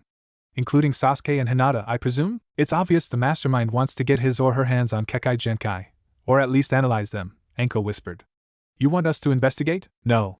The ANBU and our Hunter-Nin division are already on the case. Then this is about the documents. Naruto guessed. What did Mizuki steal exactly? Classified information on the ninjas currently working as the Fire Daimyo's bodyguards, the 12 Guardians. Information which, in the eyes of the daimyo, does not exist. Sarutobi lit his pipe and let the smoke fill his lungs. I believe Mizuki's employer is planning to assassinate our main source of funding, and I have a pretty good guess why. Sarutobi lowered his head. In 1 week, the Fire and Wind daimyos will have a summit in the Land of Rivers, and will sign a treaty confirming our country's alliance by strengthening our economic exchanges. Mizuki's employer, a hidden village most likely, probably intends to have our daimyo killed before it can happen. We need to capture the assassins to learn their affiliation. Since changing or increasing the escort would alert the employer Konoha is aware of the scheme, this leaves us with one solution, Naruto whispered. Infiltrating the summit. Yes. You will serve as support for the ANBU officially deployed and try to assure the safety of the daimyo. Sarutobi blew out a cloud of smoke. I want you to focus on the investigation. Try finding who the assassins might be working for, what are their means. Check the food and drinks, the background of the staff, everything. The danger will end after the summit, or so I hope, but meanwhile you will stay under the radar. 2 of our operatives will serve as backup. The Sandaime locked eyes with Naruto. As this is your first mission as infiltrator, you will be asked to carry on the simplest, less dangerous tasks. You will obey every order given by the other operatives. Understood? Understood. Do I have the authorization to use untested yet lethal weapons in case things go horribly wrong? Please, I don't micromanage. The 3rd training ground. Lower, faster, target the eyes. Enko's words resonated in the meadow, as they continued their knife battle. The breasts work too. The neck is an easier target. The jugular, cut the jugular. Believe me, I'm trying. You're hard to kill, crazy sensei. While Naruto was proficient with a knife, he couldn't match Enko. Worse, she wasn't attacking, simply defending, as if her student was a minor annoyance at best. He attempted to kick her legs to make her trip, without any effect. Smart move, Enko noted, disarming him with a precise swing. You're good. With enough time, you may become a challenge. Nice, except, how am I supposed to keep up? You use chakra to increase your speed. If you have a better reach and corner me well, my speed won't be enough to defend myself effectively. Think like a predator, student. Attack the prey at its weakest. Flank, kill, and don't speak. Be silent and target the vital areas as soon as possible. Naruto frowned. Jackass, I heard you coming. Get out of the bushes. The person grumbled, and obeyed. The blonde instantly recognized him. Sasuke, what are you doing here? The Uchiha glared at him, and took the time to politely nod at Enko. I want a rematch. Straight fight this time. We're ninjas, we never fight straight, Naruto sneered, Enko staring at the scene in silence. If you can't understand that, you better drop your current job and turn civilian, bastard. Sasuke scowled, managing to keep his calm. Why do you hate me? That struck a nerve.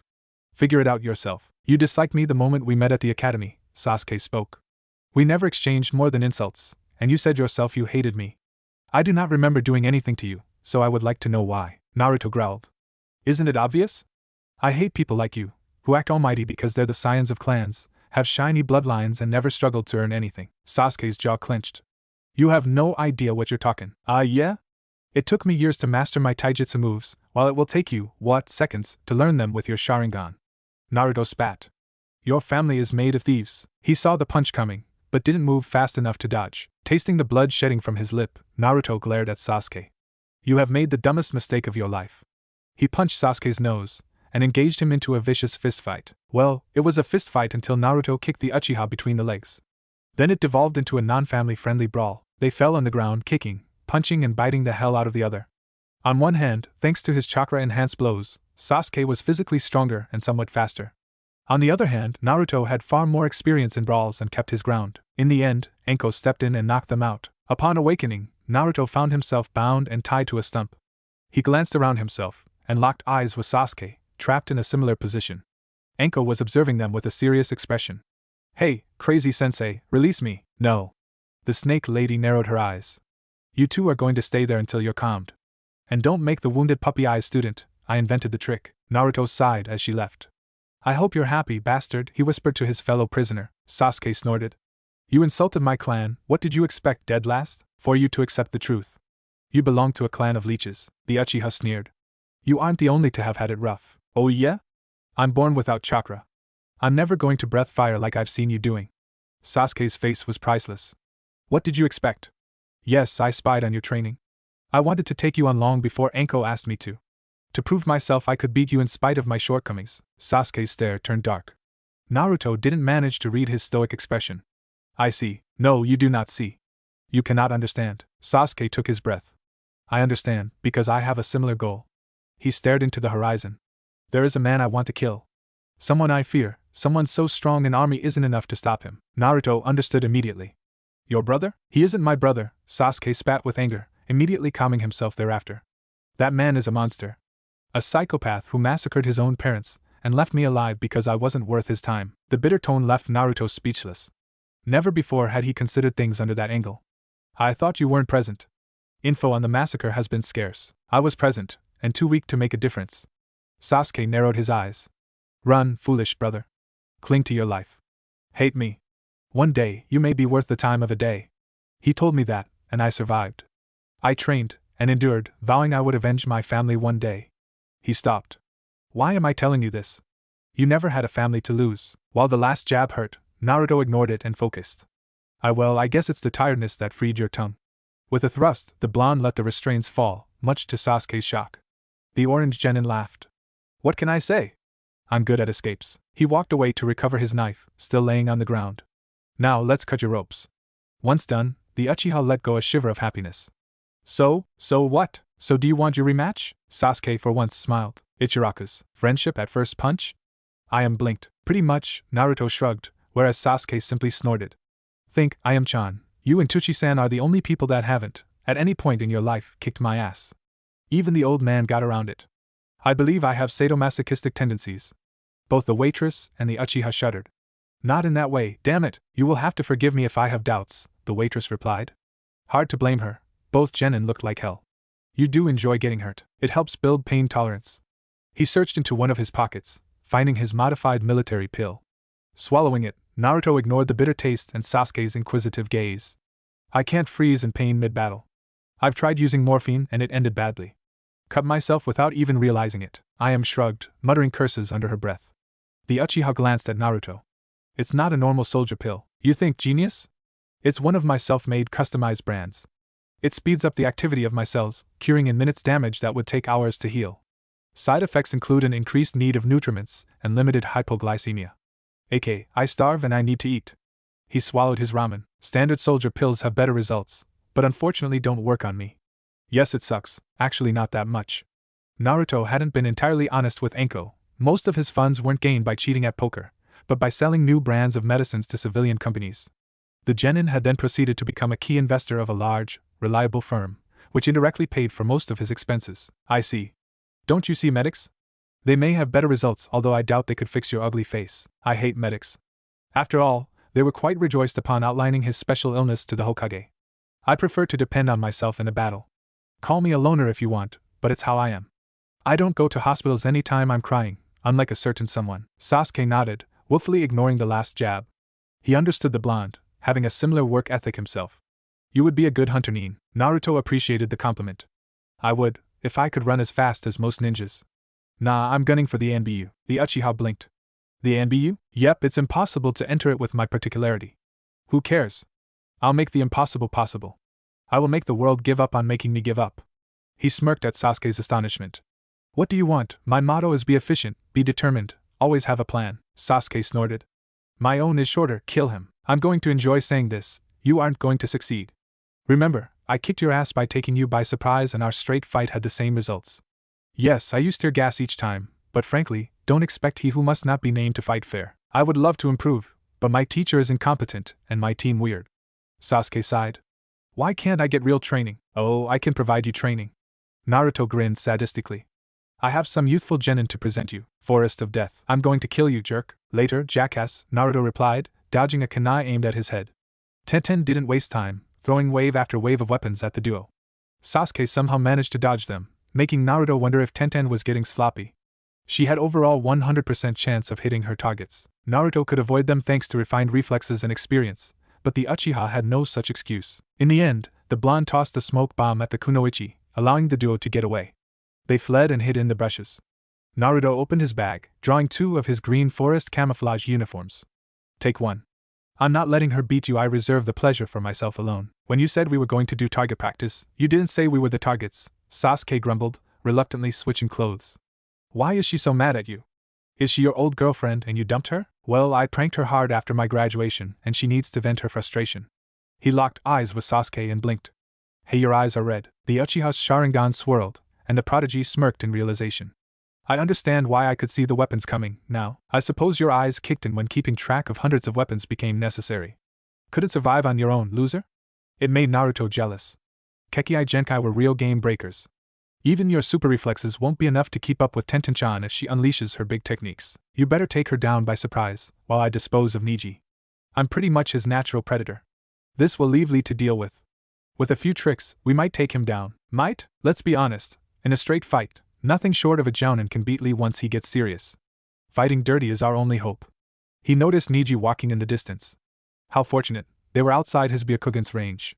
Let's go. As Sasuke left to deal with Tenten, Naruto, his outfit meshing with vegetation, skirted Niji, going at great lengths to stay outside the Byakugan's vision.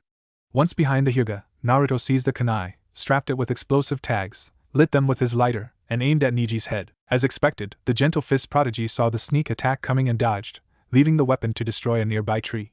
Your tricks are getting old. Nary Niji shut his mouth. The blonde closed the gap between them. The teen's punch barely missed, engaging the Hyuga in close combat. Of course, this was suicidal. The Hyuga's style was feared for a reason, and engaging them in taijutsu duels was begging for a trashing. With a few strikes, Niji could cripple a ninja's chakra circulatory system, turning enemies into paraplegics. Too bad for him, Naruto's Tenkensen never worked to begin with. Niji's entire fighting style was centered on depriving the enemy of chakra. Of depriving one of something Naruto never had and lived without. He was, to put it bluntly, the worst opponent for a Hyuga to face. Save the Kaiten, none of their techniques could harm him. Of course, Niji wasn't dumb enough to rely only on his Byakugan. Guy had taught him a variant of the gentle fist to defend himself, adding in versatility. This fighting style focused on targeting the pressure points of a body and the nerves, which had the potential to immobilize an opponent. Unfortunately for the Hyuga, he wasn't as proficient with it than with the gentle fist, and lacked Naruto's superior physical strength. Niji was a speed demon, good at dodging and unleashing fast, precise strikes, but had little strength and endurance, even with chakra. One punch from the blonde would knock him out cold. I've heard you humiliated Hinata, Niji whispered, going for the neck. Naruto dodged, listening to the noise in the background. Apparently either Sasuke or Tenten had brought explosives. The Hyuga are in uproar. Some say this is unforgivable. Kicking your butt regularly wasn't enough to piss them off. Niji didn't take the bait and stayed focused. Crap, why don't you go into stupid rages anymore? If you say anger management classes, I give up. I guess I learned the lesson. Niji executed a roundhouse kick. Naruto lowered his torso, avoiding the attack. Hanabi was crying for your blood. If she's weaker than you, which is a feat in itself, I've nothing to fear.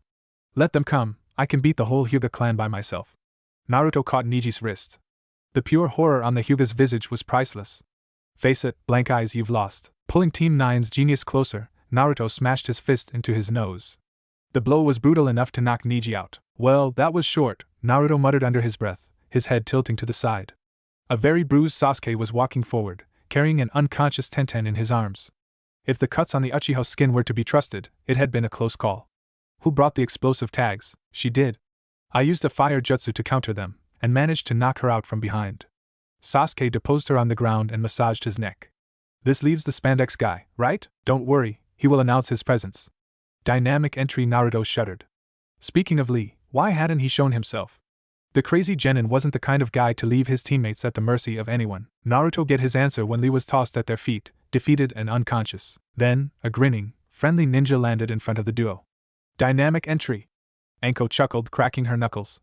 Want a real challenge, student? Oh shit, was the only thing Naruto found the strength to say. In the end, the rematch only lasted a minute. Anko used her chakra to move at incredible speed, faster than Naruto's own eyes could follow. He barely had the time to blink when she closed the gap between them, threw him on his back, and pressed the kunai against his neck. A serious Anko was a terrifying opponent indeed. After she ordered them to leave, Sasuke and Team 9 wisely decided to obey. Not that they didn't hesitate to rescue their rival. The blonde simply said he would be fine and used to it. You look like a beaten puppy, Anko told him bluntly as she helped him stand. Do you hang out with guys' team that often? Their training regiment is hellish. It's nothing like yours, Naruto shrugged. I figure you have a good reason to interrupt our session? How long have you been spying on me, outside of congratulating you for making the Uchiha open to you? Yes. Which confirmed it, she had been spying on them all along, and Naruto never sensed her. Frightening, she searched under her jacket and tossed Naruto a letter. Here is the biography of your alias, with forged documents. You better get into the role. I'm a consummate actor, the teenager replied. And the operatives? Anko grinned, as two people walked toward them. Naruto carefully examined them with a sharp glance. The first was a sick-looking man with brown hair and eyes. His skin was pale, and the dark markings under his eyes implied recurring insomnias or troubled sleep. The way he was moving put Naruto on edges. The guy was deliberately attempting to appear sloppy, but the way he was carrying himself clearly told Naruto he wasn't as frail as he pretended to be. The man had opted for gray clothes, befitting of an average civilian. The second operative was a woman, with long, beautiful purple hair reaching her waist. It would be impractical in fighting situations, for an enemy could grab them, but Naruto had the distinct feeling it was intentional. Faking a weakness to control the pace of a fight. Her eyes were as black as night, her skin pale, her lips red and sensual. The typical infiltration kunoichi. Atlas, meet Gecko and Cat. Gecko, Cat, this is my apprentice Atlas. Charmed, Naruto bowed slightly. The pleasure is all mine, the woman softly replied, whereas the man gave the blonde a sharp nod. Viper spoke highly of you. Really? Anko scratched the back of her head with a grin. I don't remember. Anyway, we're leaving tomorrow, so you better say goodbye to your pals, student. Of course, Naruto replied, mentally running a checklist of people to inform. Land of Grass. After crossing the bridge, Kabuto finally caught sight of the base. The iron, gray, massive facility was big enough to house multiple installations, the genin thought as he approached it. The organization had invested millions to build this research center, hoping to mass-produce super soldiers, away from the inquisitive watch of the hidden villages. Kabuto stopped in front of the main gate, holding his briefcase with utmost care. He had gone through much trouble to secure these blood samples, and his bosses wouldn't appreciate it if he were to lose them. If Orochimaru liked the medic enough to offer him a second chance, Sasori had no tolerance for imperfection. Welcome home, Kabuto-san, Kimimaro politely welcomed him. The Kagaya looked a lot healthier than the last time the medic had met him, on an hospital bed. The latest operation might have finally cured his tuberculosis. Orochimaru-sama is waiting for you. Following him inside the gray, dimly lit corridors of the facility, Kabuto couldn't repress his curiosity. I see you feel much better. Science team succeeded in curing you? The serum distilled from Karen's blood had results, Kimimaro replied coolly. Science team has hopes of mass-producing it in time. The process is currently too costly. And Karen herself? The process is painful, but her loyalty to Orochimaru-sama is greater, he shrugged. Oh, so they haven't put her in a test tube yet, Kabuto mused. Then again, her blood was the only useful thing about her, alongside her sensor abilities. He wouldn't be surprised if their bosses suddenly decided she would be better as a guinea pig than free. They entered a large blue hall, illuminated by electric lamps above. It was equipped with 9 screens, multiple computers, and chairs. Kabuto's 2 bosses were waiting for him. Welcome home, Kabuto-kun, Orochimaru smiled, his yellow eyes moving from the spy's face to his briefcase. The Sonk Sannin was elegant, with his yellow ensemble, tied by a purple ribbon. I see you succeeded in your mission. Congratulations. Of course he has, Sasori grumbled with a gruff voice, waving his iron tail. It was hard to see his features under all the black robes and clothes covering his puppet body. Kabuto would give everything he had to discover what was hiding underneath. I wouldn't have had him blow his cover for nothing. Kabuto nodded and opened the briefcase, revealing 5 bottles of blood with names written on them. Here are the samples you asked Mizuki to gather. As demanded, I rewarded him accordingly. Oh, no doubt he has enjoyed his payment, Orochimaru joked with sadistic glee. Akatsuki will be pleased. Take a rest, Kabuto-kun, you've earned it. The snake Sannin dismissing Kimimaro and the medic with a hand wave. They closed the door behind, leaving the duo alone. Hinata Hyuga, Naruto Uzumaki, Kiba Inuzuka, Shino Aburame and Sasuke Uchiha. With it, He should be able to isolate the gene he was looking for. I see you didn't let go your obsession with the Sharingan, Sasori whispered, moving to activate the screens. This will cause you trouble in time. It was the first time they attempted to replicate the daimyo's long-distance communications with satellite dishes. They should transmit information to another, allowing instant discussion unable to be intercepted. Unlike Payne's hologram communication, this network could transmit information as complex as maps and data. As the plan's deadline was getting close, the need for better coordination had become imperative. The construction of a common database and remote control of installations would prevent resources from going to waste and the loss of critical intelligence. In the war to come, Akatsuki would keep a decisive advantage over the more archaic hidden villages. They needed to be a step away. The screens brightened one by one, each picturing a member of Akatsuki. Only the 9th one didn't work. The quality was quite bad, and images distorted from time to time. Still good for a first try. Akatsuki, online, Sasori whispered, testing the microphones. It's working. Deidara chuckled, the mad bomber grinning like a child. And I thought it would never start up. Told you science team doesn't have vapor for brains, Deidara-senpai. Toby replied. The masked man gave everyone the nice guy's thumb up. Toby looks evil on the screen, doesn't he? We are evil masterminds plotting an evil plan to take over the world, Sasori snorted. How Pain could have allowed that clown to join Akatsuki would remain a mystery for the ages. Orochimaru looked positively more amused, yet not to the same extent as Kisame. It would be even worse if we used a uniform, the shark man chuckled. Why not a black robe with red clouds on it, giving a way for hidden villages to identify us? Yes, marvelous idea, Kakuza deadpanned, rolling his green eyes. The bounty hunter was a consummate professional, in stark contrast with the more easygoing members. Nobody should be aware we work as a single organization, remember? Enough. The voice was faint, a mere whisper, and yet enforced full silence. Leader's bright eyes locked with Orochimaru's. The snake Sannin didn't falter, in spite of the enormous difference in power between the two. We will begin with your report, Orochimaru. Kabuto safely brought the samples of Konoha's most promising genin to us, after disposing of Mizuki. The Sannin didn't like loose ends. Mizuki would have talked if captured, and didn't bring the organization any benefit. He wasn't even worth being turned into a test subject. With Itachi's genetic material and his brothers, reproducing the Sharingan is within our grasp. It has been 2 years and science team never made any progress, Itachi spoke, his Sharingan blazing like an inferno. Orochimaru was secretly aware the man's sight was deteriorating, which entertained the Sannin to no end. Why should it be different with my worthless brother's blood? He had a point, even if the snake hated to admit it. Itachi's sperm and blood samples hadn't been enough to clone him, as the process was still imperfect.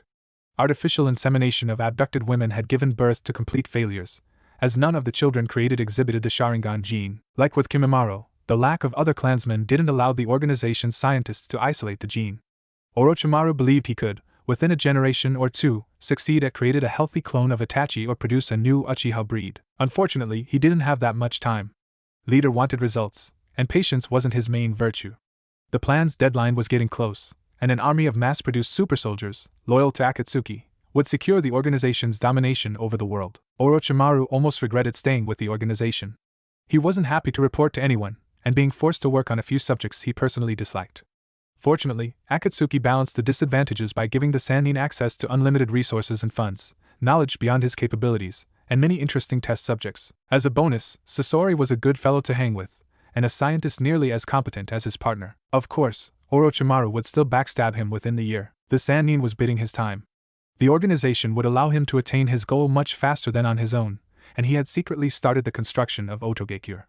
With the blood samples, the only reason he was still in Akatsuki was the help they would provide in the destruction of Konoha. With your brother's genes to complete the DNA sequences, Itachi-kun, isolating the Sharingan gene should be workable.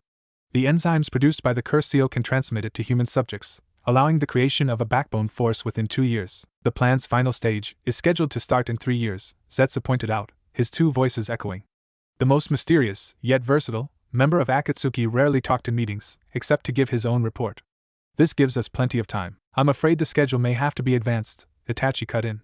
One of our bases in Kiri-Ushi has been wiped out by the new government. All the staff is presumed dead or captured. Again? That's the 3rd time since Tarumi's takeover, Sasori rasped. This leaves only Talon? I don't give it 2 months before May storms it, Kisame chuckled, speaking from experience.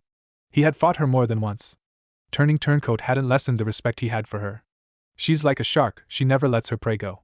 She won't stop until we've been kicked out of her land. Orochimaru honestly couldn't understand the Godame Mizuki's obsession with destroying the organization. True, Akatsuki had exploited the civil war to abduct Kekkei Genkai wielders, yet, such determination to eliminate them, no matter what the cost, was disturbing. The Sannin had the distinct feeling Leader had wronged her fiercely. Leader narrowed his eyes. It may be wise to completely retreat from Kirigakure in case the new government tracks our last base down. Kisame, Itachi, you will use Talon as secondary headquarters until all the staff and equipment are moved out and shipped to Base Alpha, in the Land of Grass. Kirigakure's influence across the sea has been crippled for a decade. You should face no obstacle. And the coast bases? Sasori pointed out. Kiri may locate them, and they won't have enough firepower to resist a flotilla. Considering Tarumi's grudge, I have little doubt the Hidden Mist will take actions in zones outside its jurisdiction. I have no fear security will deal with isolated agents. A flotilla near the coast could threaten Konoha and cause a diplomatic accident.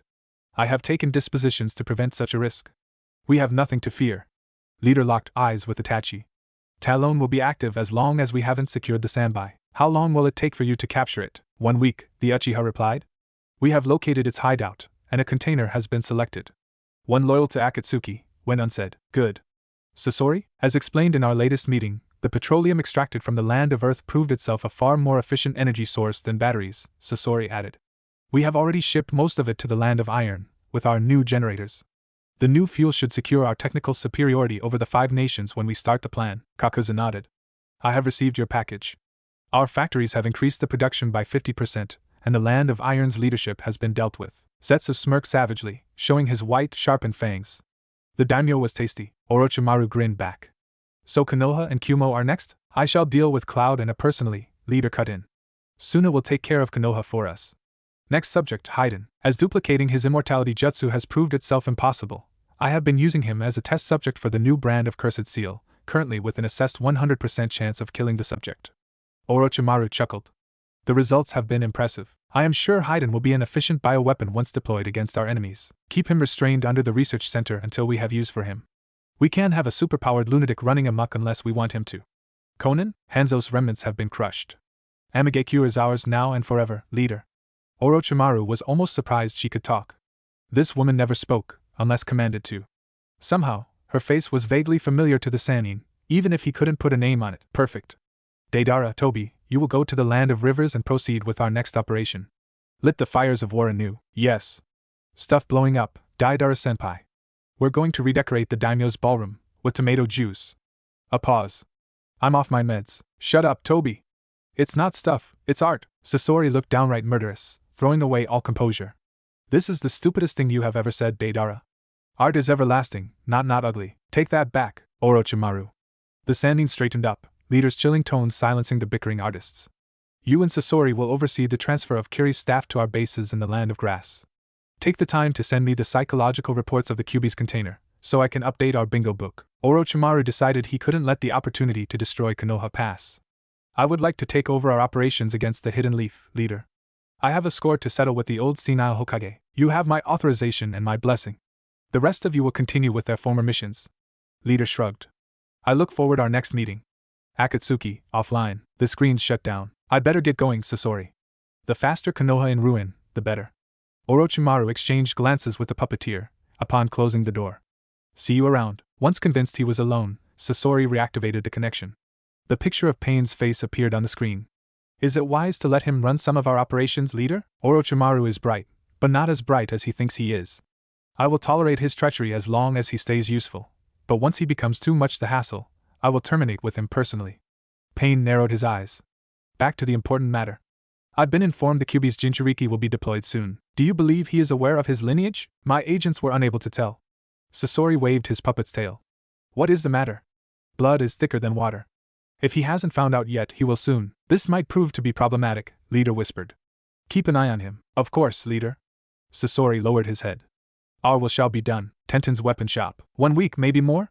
Tenten asked, as Naruto presented her his newest invention. You want to test this plastic in the meantime? The occasion might present itself. The teen grinned ear to ear. That, and I'll take the Red Dragon. Your names are so unoriginal and ridiculous, Tenten replied with disapproval. Flamethrower sounds better to me. I have finished designing the fireproof armor, by the way. She tossed him a blue, large bag. It's inside. Naruto examined the object, which was lighter than expected. Opening it, he found it far larger in the inside than the outside. Sealing? My newest invention, the miracle bag, she chirped. I believe it would be a good alternative to the sealing scrolls, which needs to be activated with chakra. Sasuke used the few seconds I needed to open the scroll to strike me in the back. Ceasing her little monologue, Tenten smiled. This bag is made for you, Naruto. You can pull a whole armory inside. Naruto gasped. You made that for me? After the orange spanned. Do not finish this sentence, Tenten warned. And yes, it's a gift from one friend to another. She adopted a serious, businesslike face. You're our best customer. Think of it as a reward for all the money you spent here. Tenten? He hugged her, making her squeeze. You're awesome. He stopped, realized what he was doing, and released the surprised girl. Sorry, couldn't stop myself. Nah, it felt good actually. Tenten sighed briefly, before regaining her composure. Naruto? Don't screw up. I won't, no worry. I'm a professiona. Dynamic entry. Lee and Guy shouted, upon loudly opening the door. Guy's teeth were shining so much Naruto felt his eyes burn at the sight. Niji was following, unfazed by the craziness. Naruto stared at them, then at the wall. Holy cow, you guys used the door. You didn't smash the wall, Naruto. Guy gave him the nice guy pose. Good luck for your mission. Let the fires of your youth burn, Naruto-kun. I have faith in your success. Lee interrupted himself, remembering something. What is your mission, by the way? Oh, bodyguard duty for a civilian. Understatement of the year. Nothing hard. The teen scoffed. By the way, I apologize for my sensei defeating you. She's too crazy for her own good. Your sensei was such a youthful and powerful lady, it made me want to train even harder. Lee clenched his fist and pointed it at the sky. I will train until I can bring down the skies themselves. I will run around Konoha 100 times. Good, Lee. We will do it 200 times. Yes, Guy-sensei. Lee, Gi-sensei, it's your fate to succeed, Niji told Naruto, as his teammate and teacher started hugging each other's, much to everyone's horror. There is no other way. Fate, my ass. I will succeed because I can. He gave a tap on Niji's shoulder. The Hyuga briefly wondered, shrugging it off, until deciding against it. Take care of them for me, would you? Oh, and in case I'm not home when they happen, good luck with your Chunin exams. Not that you need it. The blonde gave them the nice guy pose. You rock. Later, Naruto went to the Ichirakus. The owners generously gave him rations of ramen they had prepared for him, and he thanked them profusely. The blonde took the time to see Irika, who wished him good luck. Escort mission? Small world. Who is your client? Some old drunk called Tazuna, Sasuke snorted derisively, as the two walked in the streets. Worst first mission in the world. Capturing Tora was better, in your mind? You met that monster too? I saw her near a roof. I believe she was contemplating suicide. Sasuke's glance almost made the blonde laugh. Look, if I was in her place, I would do the same. I felt bad when Sensei and I brought her back to the daimyo's wife. I wondered if I wasn't complicit in blatant acts of animal cruelty. It's a cat, it can't contemplate suicide. Sasuke massaged his temples. Why am I having this weird conversation in the first place? Because we're going on our first serious missions, you don't feel hanging with your team, and I'm th. He saw it, inside a cage on display. The ultimate death machine. The killing engine. The terror of the natural world. 50% mammal, 50% waterfowl, 100% awesome. The final product of evolution stared at Naruto, whose own eyes burned at sheer magnificence of the creature. Possessed by a power beyond his comprehension, unable to keep his tongue in front of such beauty, the blonde opened his mouth. 1,000,000 ryo on the platypus. Sasuke's jaw dropped. You're that rich? No, but I always wanted to say it. Student. Yes, crazy sensei? Why did you bring a fucking platypus with you into the Hokage's office? Naruto smiled. I named him Perry. Like pretty. He seized the animal by the belly and gave the presentations. Perry, meet Crazy Sensei. Crazy Sensei, meet Perry. The animal stared confusedly at Anko. He's timid, but Perry is a good boy. He doesn't bite people yet.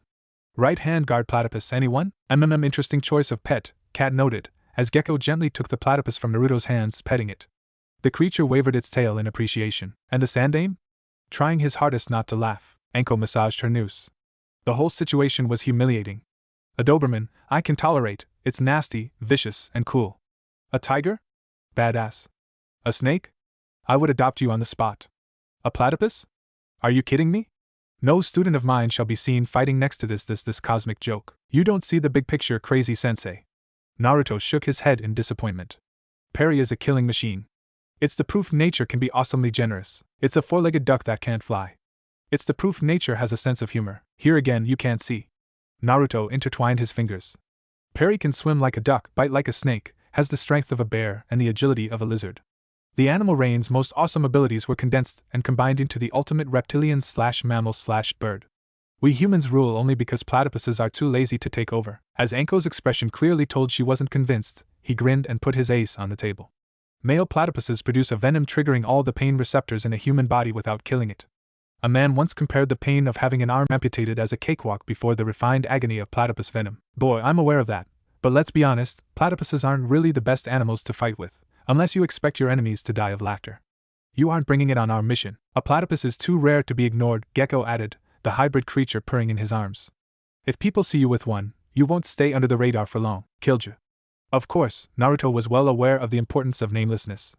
To be an infiltrator, you had to be a nobody. A platypus would be akin to painting "Hey, I'm strange" on his back. He had just brought his pet to screw with his team. Alright, Perry, you can't come. Old man Sandaime is going to take care of you. Yes, it shall prove to be interesting. The Sandaime took a pause to regain his breath. It was easier said than done, as the temptation to laugh returned each time he stared at Naruto's new animal companion.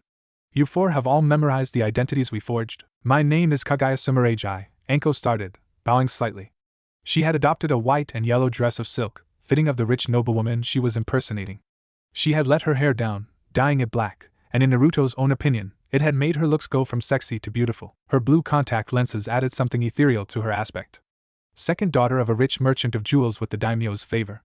Father sent me to the court to find a husband. Kanemugi, personal bodyguard of Lady Kaguya, Gecko, alias Hate Gecko, faked a thuggish expression.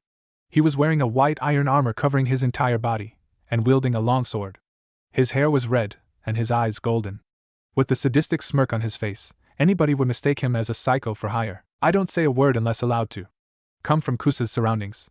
Stole a sword and later an armor after killing the former owner in his sleep. Became a bodyguard to get money and kill people legally. I'm new in the lady's service. Kat, alias Yugao Yuzuki, took a step forward. She was wearing a gray iron mail, black sleeve and pants. She was carrying a sheathed katana on her back. Her hair were now black, as were her eyes. Makeup made her look older than she truly was. I am Colin Kazuki, M-Lord. Come from good motherland of earth, mercenary. Daughter of a blacksmith, took the sword when I realized I was good with it.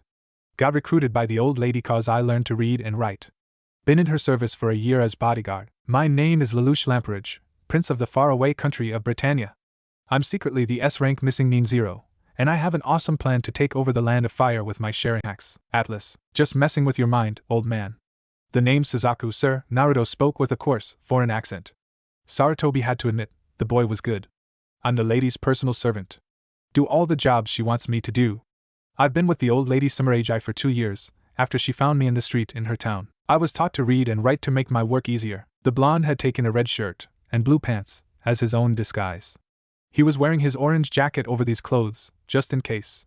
He had dyed his hair black as well, put black contact lenses in his eyes, and covered his whiskers with makeup. Modifying his appearance was child's play for the demon vessel. Sarutobi nodded. The daimyo alone is aware of your true identity. Viper will serve as your liaison with him, as her identity allows her to communicate with him without arising suspicion. Viper will serve as the team leader for this operation and coordinates your efforts. Deadly force is allowed. Do not blow up your cover unless it can't be avoided. Understood? The four nodded. Then dismissed. As they left him alone, Sarutobi crossed gaze with the platypus. The creature placidly stared back, before shyly backing down into a corner. Britannia, I wonder where he found that one. In one of the few non-porn novels Jiraiya wrote during his service. Sarutobi chuckled, unfazed by the man's visit. I have a door for a reason, Danzo. You should try using it one day. My apologies, Hiruzen, the route commander replied with a neutral tone.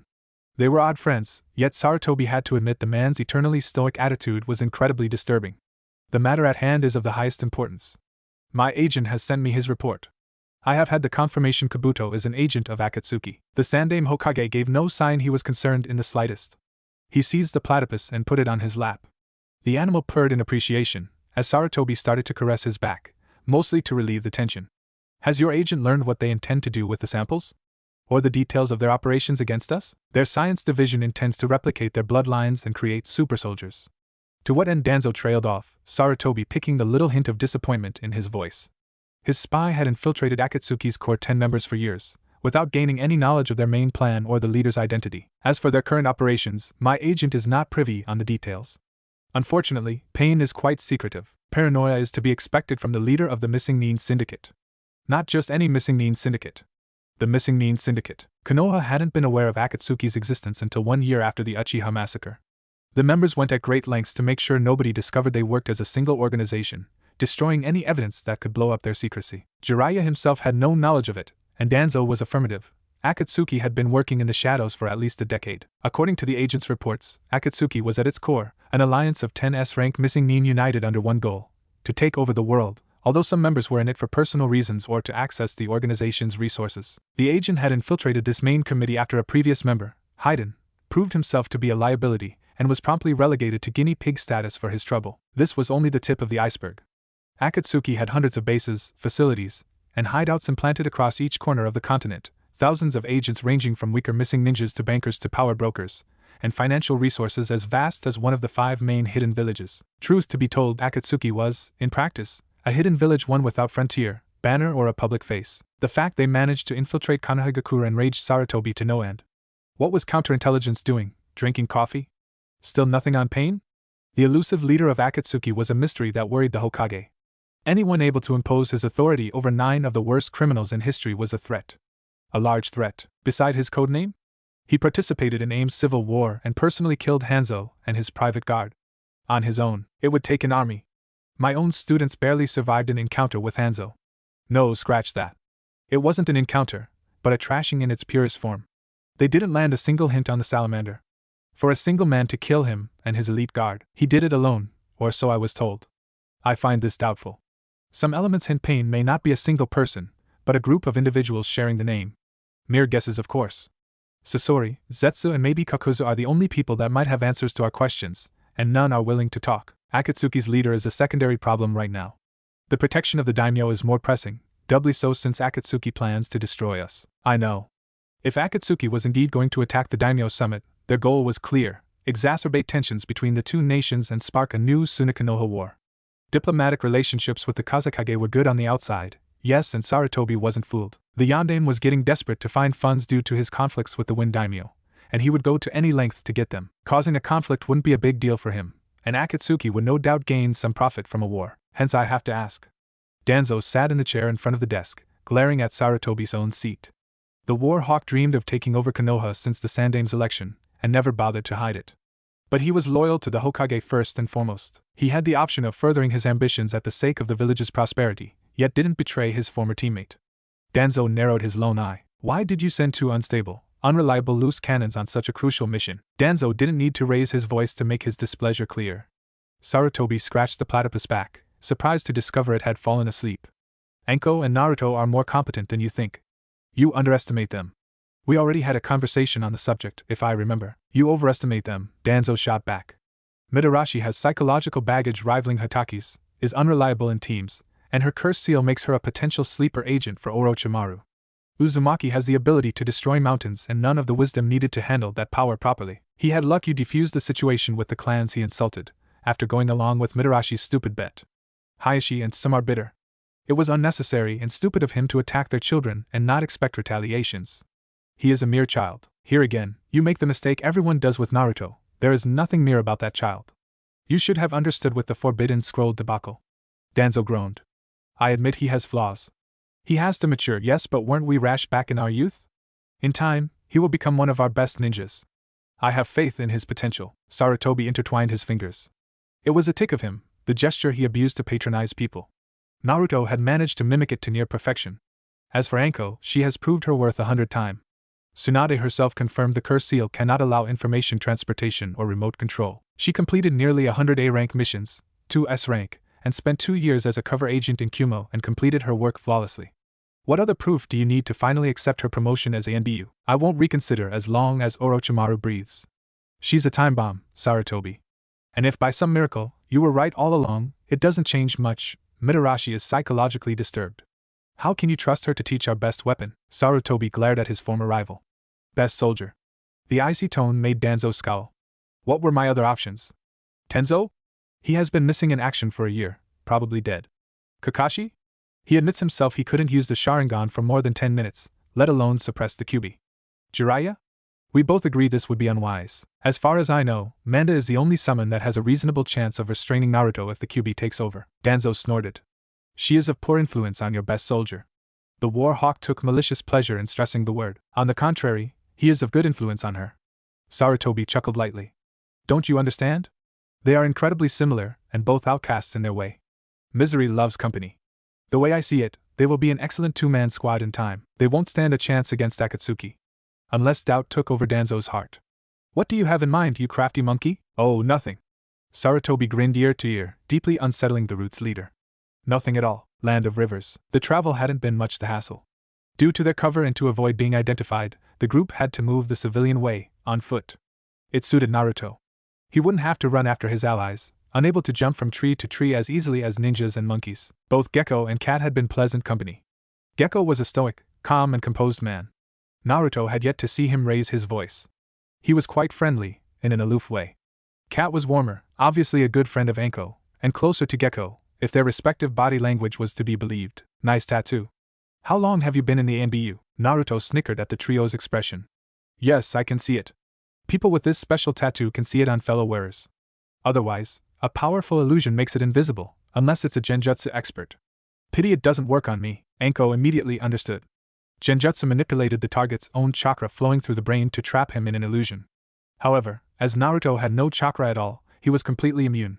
The snake lady made a mental note for further use. I've been in it for a year. The woman stared down at him, her face neutral. Now I will have to kill you for learning my secret. The tone was icy and the killing intent was impressive. Except it was nothing compared to Anko's. Good bluff, but I don't buy it. Killing a team member in the middle of a mission is unwise, and I'm pretty sure if you're in the NBU, you're trusted enough not to be a double agent. I don't have to be a double agent to kill. Maybe I just hate you and we're looking for an excuse. Maybe taking you out of the city was part of a much grander plan to have you accidentally killed without the Hokage executing us as punishment. Naruto laughed and then stopped. Once he realized Gekko and Anko's expression was deathly scary. Gekko looked like an iceman, and Anko was simply grinning. Which was very, very creepy. Ladies and gentlemen, it's not funny. A sword flew out of Cat's sleeve. Wait. Finally understanding he was in it for his life, Naruto brought out his knives. You want to fight, bitches? Bring it. Cat let go a cheerful laugh. As Anko roared in laughter and Gekko smirked, Naruto realized he had been conned. He pointed a finger at Cat. You evil mastermind. You improvised on the fly, you still have much to learn. Truth to be told, Yuga was enjoying herself a lot. Anko had been right, teasing the kid was a wonderful pleasure. Of course, the snake lady's idea of teasing was unique. Do not, under any circumstance, reveal everything you have learned about someone until the person has earned your trust. The fact we're on the same team doesn't mean you're safe. Backstabbing is all too common in the shinobi world. What if I was a double agent? Gekko spoke. Cat might be trusted for being chosen as ANBU and me? You don't know who I am, my story, my abilities, and my allegiance might not be unquestionable. I'm untrustworthy. Letting me know Cat is an ANBU could have had tragic consequences down the line. Naruto closed his mouth. There was nothing more to be said. He should have been more careful. I fucked up. Again, he added under his breath, to himself. Naruto was unaware his three teammates picked up that short monologue. Anko decided to have a mentor talk with him, Gekko narrowed his eyes, and Cat couldn't help but try to salvage things. Making mistakes is human, Atlas, she said softly. You're very good for a newbie. Take it as a chance to improve. And don't swear. Right. Naruto gave her the Mato guy pose. Let the fire of, if you say youth, you're dead, student. Anko sighed. Look, it's your first mission, so it's expected for you to screw up. We infiltrators do no start paranoid, we become paranoid. You must remember the single most important piece of advice I can give you. Unless you can trust people with your life, never tell them everything you know. Roger that. Good. The snake lady grinned. Of course, it's not important. Everyone here has read your dossier and learned what you're capable of. Naruto froze. It must have forgot. Atlas is a skilled herbalist, poison user, chemist, trap maker, weapon designer, Cat began. Atlas is an explosives expert, created new medications, and shows signs of having photographic memory. He's good with taijutsu, and his cooking is so bad it can be considered a biological weapon. Stop, Naruto interrupted, palming his face. Do not get to that part, please. Land of Rivers, Tanegakure. Tanegakure couldn't be called a hidden village. Hidden villages were glorified fortresses. There were civilians inside, yes, and many ninjas. Konoha was a base of operation, with natural protections, impressive security, omnipresent ANBU. The place was a military dictatorship and reminded it to all visitors. Tanegakure was the complete opposite. As the name of village hidden in valleys implied, it was placed in a valley, at the convergence of 4 rivers. The land was fertile, the grass green, rice fields surrounded the city, and bridges were omnipresent in the streets, necessary to cross the numerous streams. The roads were paved, the town in itself was small, and mostly composed of pagodas of varying height. The biggest, which housed the local daimyo and welcomed fire and wind's courts, had 13 floors, a majestic brown and black tower. The architect was compensating for something, that was sure. The group received a welcome befitting of Anko's fake rank. Noblemen came at her like hungry flies, servants arrived to attend to her needs, and guards recorded her and her followers' faces, names, and features. Naruto was promptly forgotten after Anko's absent-mindedly asked him to run errands for her, which he quickly interpreted as reconnaissance. As he saw her enter the main tower with her 2 bodyguards, the blonde memorized the faces of every single one of the Snake Lady's suitors for further investigation. Putting his photographic memory to good use, Naruto went on to observe the streets and key points of the city. The location of every bridge, the plan of the town, the places to avoid. From small talks with the inhabitants and shopkeepers, Naruto learned why Tanegekyo was so different from the usual hidden village. Unlike Konohanins, the city's ninjas were a police force of sort, in charge of maintaining the peace and protecting the country against invasions. Taxes on the civilian populace was the main source of funding, not mercenary work. Tanegekyo was the central source of food and agriculture on this side of the continent, bringing economic prosperity to the land.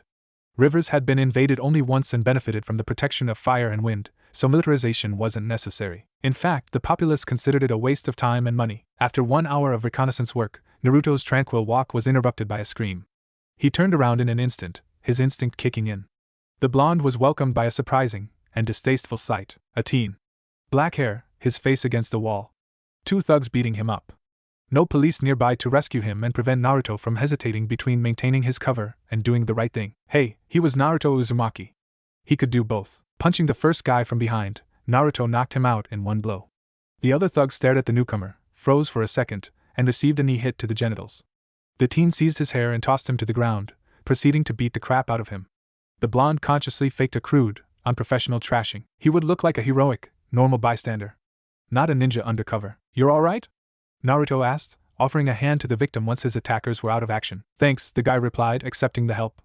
Nearly all his face was covered with bandages, save the left eye. The teen had a deep voice, and wore a gray outfit. Looked at them the wrong way, and they didn't like it. "Thanks, Mr. Suzaku," Naruto spoke, upon shaking the guy's hand. "I'm a servant of some crazy noble lady from Konoha. The name is Dosu." The teen's gaze grew cold. "You work in the tower? For a tree hugger? Must be tempting to pour poison down her throat." The venomous tone didn't disturb Naruto, at least outwardly. After a short second considering the answer, the infiltrator shrugged. "Oh, I would love to, but got to earn money, and I'm not good at many things." You're good at fighting." Dosu snorted. "Hey, want a drink?" "My treat, gotta be even with you." "I'd love to, but I've got work to do," he replied politely. "Going to get beaten up if I'm late, or fired. Or both." "Ah." Dosu gritted his teeth, before loosening the pressure. "Well, it was a pleasure to meet you. I got the feeling we're gonna meet again soon." Naruto's room. His bedroom was huge. Alright, technically it was Anko's bedroom and bigger than Naruto's own apartment. There was a lot of space, splendid tapestries, mirrors, private bathrooms, king-size beds as personal servants of Anko. The rest of the team had graciously been allowed to stay in the suite, as long as they slept on the ground. "Stupid guy," Naruto muttered, writing files on the tower staff for Anko to read. "Moron, I'm sure whoever you're talking about would love to hear you." Naruto froze, as Anko walked in front of him, grinning. The blonde massaged his temples. "I trapped the door. Locked it. Trapped the windows too. Added microphones, just in case. So why do you keep sneaking up on me?" "I'm that good," she shot back, crossing her arms. "You're talking about Gekko? Look, I know it had to hurt your pride, and took it badly due to your overcompetitive streak, but Cat is one of our most promising ANBU and Gekko a Kenjutsu Mas." "Cat and Gekko?" "I was talking about the Wind Daimyo." Anko blinked in surprise, and her student scowled. "Overcompetitive streak? Don't try to switch subject." The Snake Lady accused him, childishly trying to cover her mistake. "We will have a moment of honesty later, don't think you can avoid the subject, but back on the Wind Daimyo." In Anko's mind, the problem with her student was very simple. Naruto had a compulsive need to prove himself better than others. Much like Guy and Anko herself, the blonde was overcompetitive, but took it to extremes. Naruto hadn't thought twice about challenging and beating 9 genin, or accepting an A-rank mission from the Hokage. Most people would have turned down the offer, but not Uzumaki. He had to show he could do anything. As a result, he didn't take failures and mistakes well. Naruto face-palmed, and obeyed. "I've worked on the background of the staff of the Fire Daimyo, nothing out of the norm. As the guards are checking if people entering the tower are wearing henge or using genjutsu, the enemy will come from the inside. Probably from Wind's court." As Anko made no comment, Naruto carried on. "I spoke with the Wind Daimyo's staff, and many people are unhappy with the treaty. Land of Fire's products are cheaper than their own, and Suna is afraid the end of taxes on transport would be a crushing blow for their economy. Wind's resources are mostly minerals, and their food is more costly than other countries thanks to less fertile grounds. Opening the frontiers would kill the little agriculture they have left and make them dependent on rivers and fire for provisioning, and it enrages the Kazekage. The Wind Daimyo is making an enemy out of the strongest military leader of his land, who has the means to kill him easily. He's an idiot. The Wind Daimyo has drastically reduced Suna's funding over the last decade, Enko whispered. He has outsourced many missions to Konoha. As he does not have a clear successor, his assassination might cause Wind to fall into civil war, preventing the Kazekage from simply removing him altogether. Yet, Suna's ANBU isn't present at the summit, whereas Konoha has sent at least a token escort. The daimyo trusts his personal guard alone to ensure his safety. Unfortunately, Suna isn't the sole possible perpetrator. Our enemies wouldn't like to see us reinforcing ourselves. Naruto crossed his arms. What do we do next? Negotiations will go on for weeks until the treaty is finalized and signed. This leaves plenty of time for assassins to sneak in. From now on, you will study the background of any newcomer and investigate on the Wind's court. Deal. Naruto coughed. The summit's opening is tonight. Am I supposed to attend? No, you have another assignment. Enko took one object from her own bags and tossed it to her student. Naruto identified it as a wireless radio upon catching it. You will find an excuse to get out of the tower. Wanting to party, visiting family, I can't care less. You will spend the night outside. You will find yourself a roof, and watch over who gets in and out of the place. Cat will stay on standby, and you will exchange info with these radios. If you see someone suspicious enter, Cat will tail them. Alright, outside roof. Where is the red light district, please? Best excuse to sneak into the night with a bag and without arousing the guards' suspicions. I need to use that pun somewhere, Naruto thought. Finding a roof hadn't been hard. Climbing to it, however, fortunately, the bag contained all the blonde's useful stuff. Shrugging his civilian clothes for his night uniform, Naruto turned into a shadow. With a grappling hook, patience, and hard work, the blonde reached the top of a 6th-floor pagoda, half a kilometer away from the main tower. Discreetly checking out nobody lived underneath the roof, Naruto started to install himself. It would be a long, long night without sleep. Fortunately, he had brought a lot of coffee. Searching inside his bag, Naruto brought out a telescope. He might have keen eyes, but the blonde wasn't a hawk and didn't have night vision. He had figured out that a telescope would be a useful tool for nightly assassinations and recon. Fortunately, the door's guards were keeping torches, and the weather was good. The full moon above the city provided a useful source of light. Atlas to Cat, he whispered through the radio. Someone? Cat to Atlas, a familiar voice replied. I have to check out your identity. What did you call me when I pranked you? Evil mastermind. I should have chosen brilliant jerk. Alright, it's you. You're in position? I'm watching, Naruto said, looking through the telescope. Nothing to report yet. And you? It's quite calm. The Fire Daimyo and his Wind's counterpart are going to make a speech very soon on furthering their alliance, and negotiations will open tomorrow. The Guardian Ninjas and the ANBU are not letting the daimyos out of their sight. Same deal with the Wind Daimyo's guard. Both daimyo have yet to eat anything. So they were afraid of poisoning. To be expected. The rest of the team? Viper is attracting a sizable bunch of males and feeding them lies. Gecko is not far away, silent as a stone. Cat fell silent. Naruto briefly wondered if the radios didn't work anymore. The female ANBU spoke once again. How is the moon? Startled by the question, Naruto shrugged. Full and beautiful. Why? Watching it is a hobby of mine, she replied. Here it is. Look at the 3rd floor. The balcony. Naruto did as he was told, and noticed Cat standing near the edge, alone. She was staring at the moon, seemingly lost in her thoughts. Her face was easy to see under the moonlight. See you? You do know the ballroom is on the 2nd floor? Shouldn't you check it? He saw her smile. I'm taking a break. Do you have one? A hobby? Training and planning to defeat everyone I meet, he deadpanned. You're top on my list. Could you wait after the mission to try? You might bite off more than you can chew. She stopped. Why did you said again? Naruto immediately understood, and cursed under his breath. You could hear me? Please. The entire team heard you. You didn't answer my question, Naruto snorted. Why bother? It's unimportant. It's about your shortcomings, isn't it? The blonde almost crushed the radio with his bare fingers. The interrogation had struck a nerve. I am going to be the strongest ninja in the world. Yet, even the worst shinobi has an advantage over me. If I want to keep up, I have to be the best at everything. The best actor, the best archer, the best killer. I can't tolerate mistakes. Any mistake. Cat fell silent. I see. Atlas, there is a limit to what one man can achieve. Oh, true, he replied, continuing his watch. But how can I know my limits, if I don't try surpassing them? Days repeated themselves. Naruto continued his investigation, watched the tower's entryways, slept, and repeated the process. Nothing noteworthy happened. The negotiations continued, the nobles entertained themselves with visits, hunts, and shogi. They discussed, took their time, and delayed the accord's signature.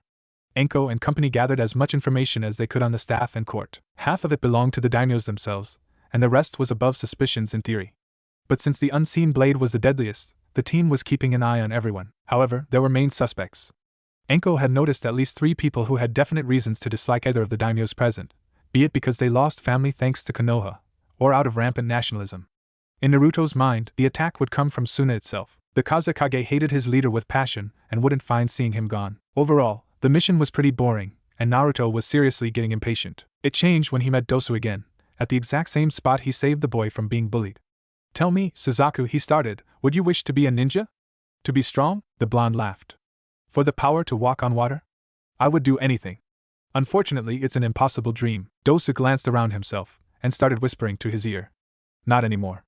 Naruto waited for him to elaborate, and he did. "I met people that can make you stronger than any ninja. They're looking for teens with attitude, and they're recruiting. If you want, I can introduce you to them.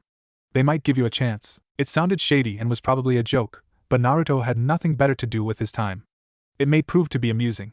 "I'm in." 1 hour later, they entered a big, magnificent pagoda, protected by 2 samurai guards. They silently appraised the 2, and let them pass. Dosu opened the wooden door and invited Naruto inside a corridor. The scarred boy opened the second door to the left, and the duo found themselves in an office. "I see you brought our new candidate, Dosu-kun." The man had short black hair, eyes of the same color, and an unremarkable face. His voice was soft, and he was wearing a black business suit. He looked like some friendly, affable salesman. "What's your name?" "Suzaku." "Suzaku-kun, fu, it's a nice name." The man's smile was unsettling. "I like your eyes. I can see your whole life inside you were a victim and toughened up, isn't that it? You have determination, smarts, guts, and no power. Do you seek power? I was told I could gain it here, only if you meet my standards. You will have to pass a psychological examination, to see if you have the right mindset, and later a physical examination, to see if you are not too frail to be of use." It was pretty much the usual test to enter ninja academies, so Naruto nodded. His interest was growing. Perhaps was this guy a missing nin looking for some muscles? The man showed him a seat, and Naruto sat in silence, taking the opportunity to examine the office. The walls were yellow and decorated with tapestries representing dragons and phoenixes. It had no windows, and the door seemed reinforced to prevent sound from getting out. The businessman dismissed Osu with a hand gesture, and the teen closed the door. "I will say a series of words, and you will have to answer with one of your own. Suna, desert. Konoha, easy. Assholes." The man laughed at that. "Ninja, powerful. Murder, solution. Work, necessary. Authority, obedience. Jinchuriki." It took everything for Naruto not to pale. "Enemy," he said, after a short blank. The man locked eyes with him for minutes, creeping him out, before asking a new question with a frightening smirk. "Naruto Uzumaki? Awesome." The man chuckled, and the blonde glared at him. "Who are you exactly?" "Oh," he hissed like a snake. "I am certain." Anko-chan spoke fondly of her old teacher. "I'm so very, very dead. Gotta find a way out. Your reveal is lame. Did you take it out of a Princess Gale movie?" It actually made the disguised Orochimaru blink in surprise. Naruto took it as an invitation to continue. "Yeah, I mean, it's so cliché. You invite the student of your former student, probably to tempt him to the dark side, and then do a "we can rule together" speech. I have seen that times and times again. It's getting old." Naruto left his chair and moved toward the door, as the Sannin watched at him blankly. "See you around once you find a better scenario." "Oh, and smoke bomb." Throwing, smoke bombs taken from his pockets at the older ninja, Naruto brutally opened the door, prepared to run out for his life. And someone applied a ether-laced handkerchief to his face, quickly knocking him out cold. "Tobiman is awesomely surprising," the masked man said, taking the unconscious blonde in his arms. The Akatsuki member glanced at Orochimaru's office. "Is Dr. Snake fine?" Yes, the Sannin said, emerging from the smoke. "It seems Enko taught him psychological manipulation of the highest level. I admit, this trick was unexpected." The missing ninja then glanced at his ally. "Did you place the bomb?" Toby nodded. Daidara-senpai made a big petard. Hours later, somewhere in the land of rivers, Naruto scoffed, opening his eyes slowly. "Now I know how my victims felt." "Did you have nice dreams, Naruto-kun?" "Hopefully yes." The blonde jerked his head to the side, noticing Orochimaru grinning at him. As expected, the Jinchuriki was restrained to an operation table by tight chains, unable to move the rest of his body. Apparently, the Sannin was too smart to use ropes. Naruto stared around himself. The place was dark and illuminated by candles, and it was pretty much like a mad scientist's lab. It was full of bottles containing questionable-looking substances, dead animals kept from decomposing by a green liquid, and scrolls. Orochimaru himself had dropped his former business outfit for a white surgeon grown and revealed his true form. His skin was as white as milk, his hair long and black, his eyes golden and freaky. In them, Naruto didn't notice any hint of humanity. "Looking for an escape?" The Sannin gave his prisoner a smug smile, before showing Naruto his sealing bag. I'm afraid without your tools, it might prove to be difficult. Especially since I have a few hundred men handy and I am no weakling myself. Impressive sealing work, however. I might replicate this object for my own use one of these days. He caressed his cheeks, upon placing the bag near other potions. Since I am your teacher's teacher, maybe it would be better if you were to call me Orochimaru-sensei or Orochimaru-sama, don't you agree? I was going to call you Snakey, to be honest, Naruto deadpanned, sarcasm being his only option for now. Perhaps could he talk his way out? I see Enko-chan failed to teach you politeness then again, she never learned it herself. The man narrowed his eyes at the teen. I admit, your infiltration was flawless. If I hadn't been informed of your arrival and your disguise, I wouldn't have recognized you, Suzaku-kun. You were informed? Naruto guessed instantly. How long was I under surveillance? Since you were old enough to walk. Unfortunately, A and B, you were too omnipresent for a kidnapping to happen, and Tobi's power has limits I have yet to understand. So Sasori focused on keeping you under our radar, waiting for an opportunity to snatch you away from Konoha, which Sarutobi gladly provided. The man snickered. Sending a demon vessel outside the village, in peace times, without an escort? Seriously, I wonder if my old teacher isn't going senile. I guess his age finally caught up with his atrophied brain. Sasori? As in, Sasori of the Red Sand, the legendary spy master? And what do you mean by our radar? As the Sannin simply grinned, Naruto creased his eyebrows. Since he would get no answer on the subject, he asked another question. I suppose the incident with Dosu was staged. I wanted to get a better grasp on your personality before kidnapping you, and between your psychological test and your rescue, I have found flaws to exploit. Orochimaru shrugged. Dosu-kun is a good ninja.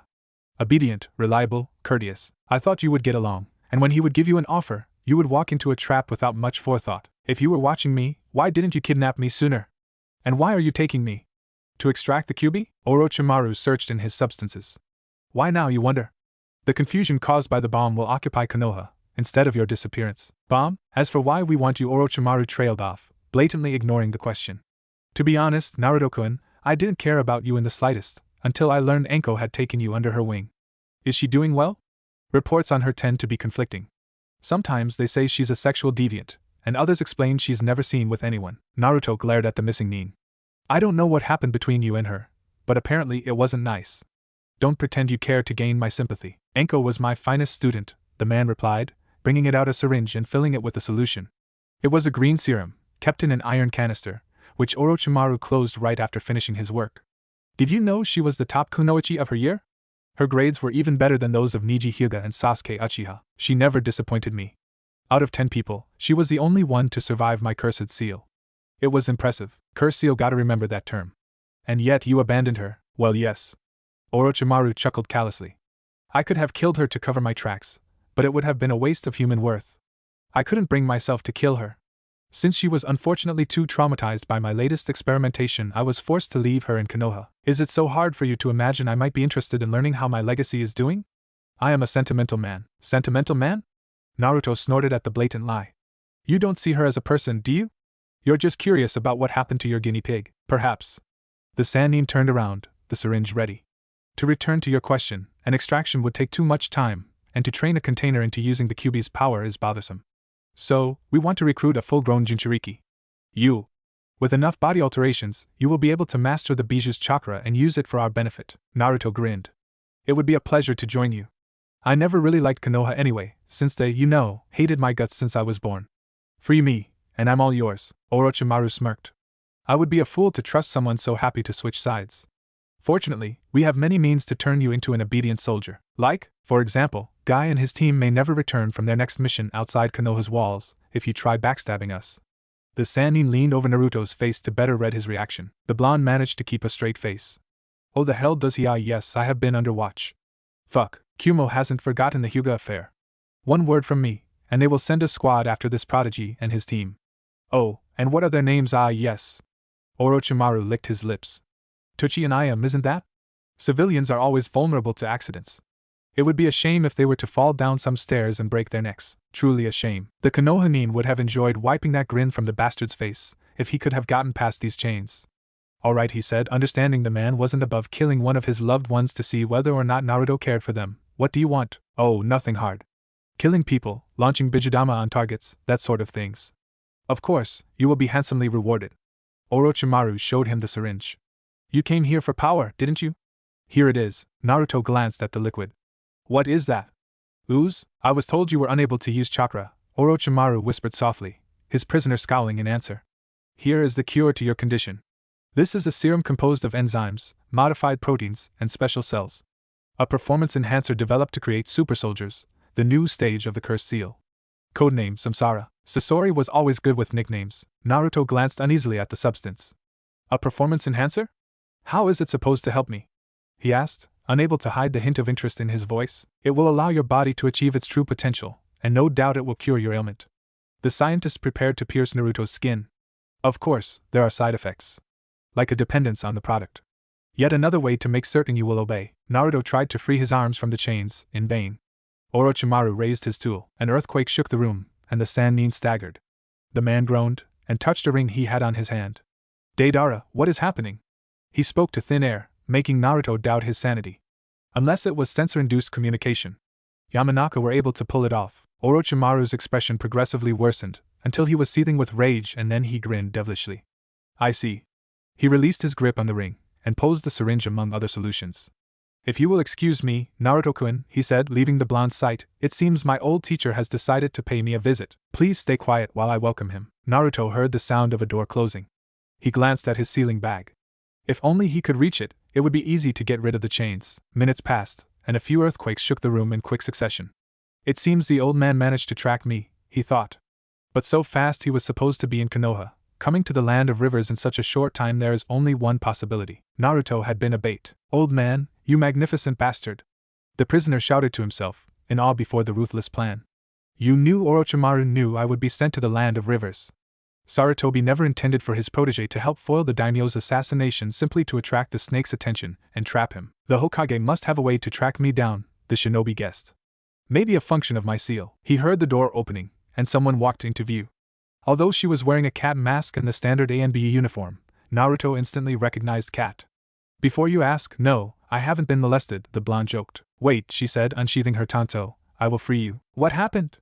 He asked, as she channeled chakra into her blade. Orochimaru mentioned the Hokage paying him a visit. And a bomb. And where are we exactly? The Sandaime, a full platoon of ANBU, and nearly all the forces stationed in the land of rivers, Cat corrected, cutting the chains in one precise strike, leaving her teammate free and unharmed. This is an underground base located in the countryside. We wouldn't have been able to find it without the Sandaime's guidance, so he has a way to find me when he wants to, probably only him, or else I would have been arrested after one of my pranks, or during the Forbidden Scrolls theft. As for a bomb, Cat trailed off, as Naruto's feet touched the ground. Short story, someone had a bomb explode during a public conference between both daimyos. How they smuggled it into the building, we have no idea, but there are at least 24 casualties, including the Wind Daimyo. And the Fire Daimyo? He asked, recovering his sealing bag. A good thing Orochimaru had been too focused on finishing off his former teacher to take it with him. The daimyo always sends a body double during public apparitions, Cat shrugged, a precaution that saved his life, at the cost of his copy. Unfortunately, evidence implicates the participation of Suna, and I am afraid the terrorist attack started a diplomatic crisis. The Fire Daimyo is accusing Wind, and tensions are escalating. A false flag operation. Orochimaru all but admitted being linked to it. You will share this information with Sarutobi-sama once we find him, Cat said, turning her back on him. Fights are happening throughout the complex. It would be good if we were to participate. 2 seconds. Naruto looked at the drugs, and found the canister he was seeking. Samsara, he thought upon reading the kanji on it, and placing the substance in his bag. You're coming with me. What are you doing? Cat asked, opening the door. Hurry. Yeah, he said, bringing out his bow. Let's go kick some asses. Kidamaru was having a bad day. Not bad as in pretty bad, but not the worst I've had, but bad as in fuck this can't get any worse. He and the rest of the Sound Four were currently outside the base, fighting with Orochimaru against the freaking Sandaime Hokage and 2 of his men. One was sick-looking guy wielding a sword who was good enough to hold his ground against the Sannin in a blade duel, whereas the other was a snake-summoning girl with apparently no sense of decency. Seriously, how could she fight with that attire? Yet, it was the toughest battle Kidamaru had ever fought. Considerably worse than Kimimara's legendary trashing. In his case, it was a hopeless boss fight, but here it must be the final boss, the gamer thought, shooting arrows at the enemy team while being protected by Jirubu's ramparts of earth. Meanwhile, both Sakan and Yukon were struggling with the snake girl, who was unleashing volley upon volley of explosive kunais at their faces, and Taiyuya was preparing a sound-based genjutsu. It should be noted all the Sound Four had unleashed the full power of the cursed seal. And then, the old Hokage is probably going to adopt a monstrous monkey-based super form. A final boss always does that shit. Fortunately, Taiyuya's illusion finally took effect by paralyzing the sword guy on place. Kidamaru instantly seized the opportunity by firing 3 arrows at his target's head, heart, and spine. The golden projectiles impacted with a sickening sound, forming bloody wounds. The man fell from the strikes, dead before he hit the ground. 1 down, 2 more to go, Kadamura noted, finally feeling like a winner. I must have leveled up now, gotta get more XP. An arrow covered with explosive seals hit Tayuya's back, causing a large blast. For a second, the Spider-Man was at loss of words. Wait, it wasn't me, so he turned around, as one blonde archer emerged from the base, switching from the bow to a strange device. Oh come on, not new flunkies. Jirabu groaned and made hand seals to crush the new threat, only to be cut into 24 pieces by a masked ANBU, wielding a sword and wearing a cat mask. The Tanto was wrapped in wind, and would probably cut even stone. Fuck! Tayuya swore, recovering from the sneak attack. As she moved her flute to her lips, her attacker activated his device, a long metal rod connected to his bag by a cable. In an instant, it unleashed a long, bright stream of fire at the girl, making her scream in agony as her clothes and skin started burning. Atlas' secret technique. The blonde chuckled maniacally. Ninja barbecue. Yes, it was all about psychological warfare, and Kadamura knew damn well it was meant to be intimidating, but the hint of sadism in the guy's voice was all too real to ignore. That, and Sakan and Yukon were getting strangled to death by snakes, leaving the Spider-Man as the only guard still standing. Gotta escape, gotta escape. At that moment, the masked ANBU noticed her dead teammate, her killing intent flaring fiercely.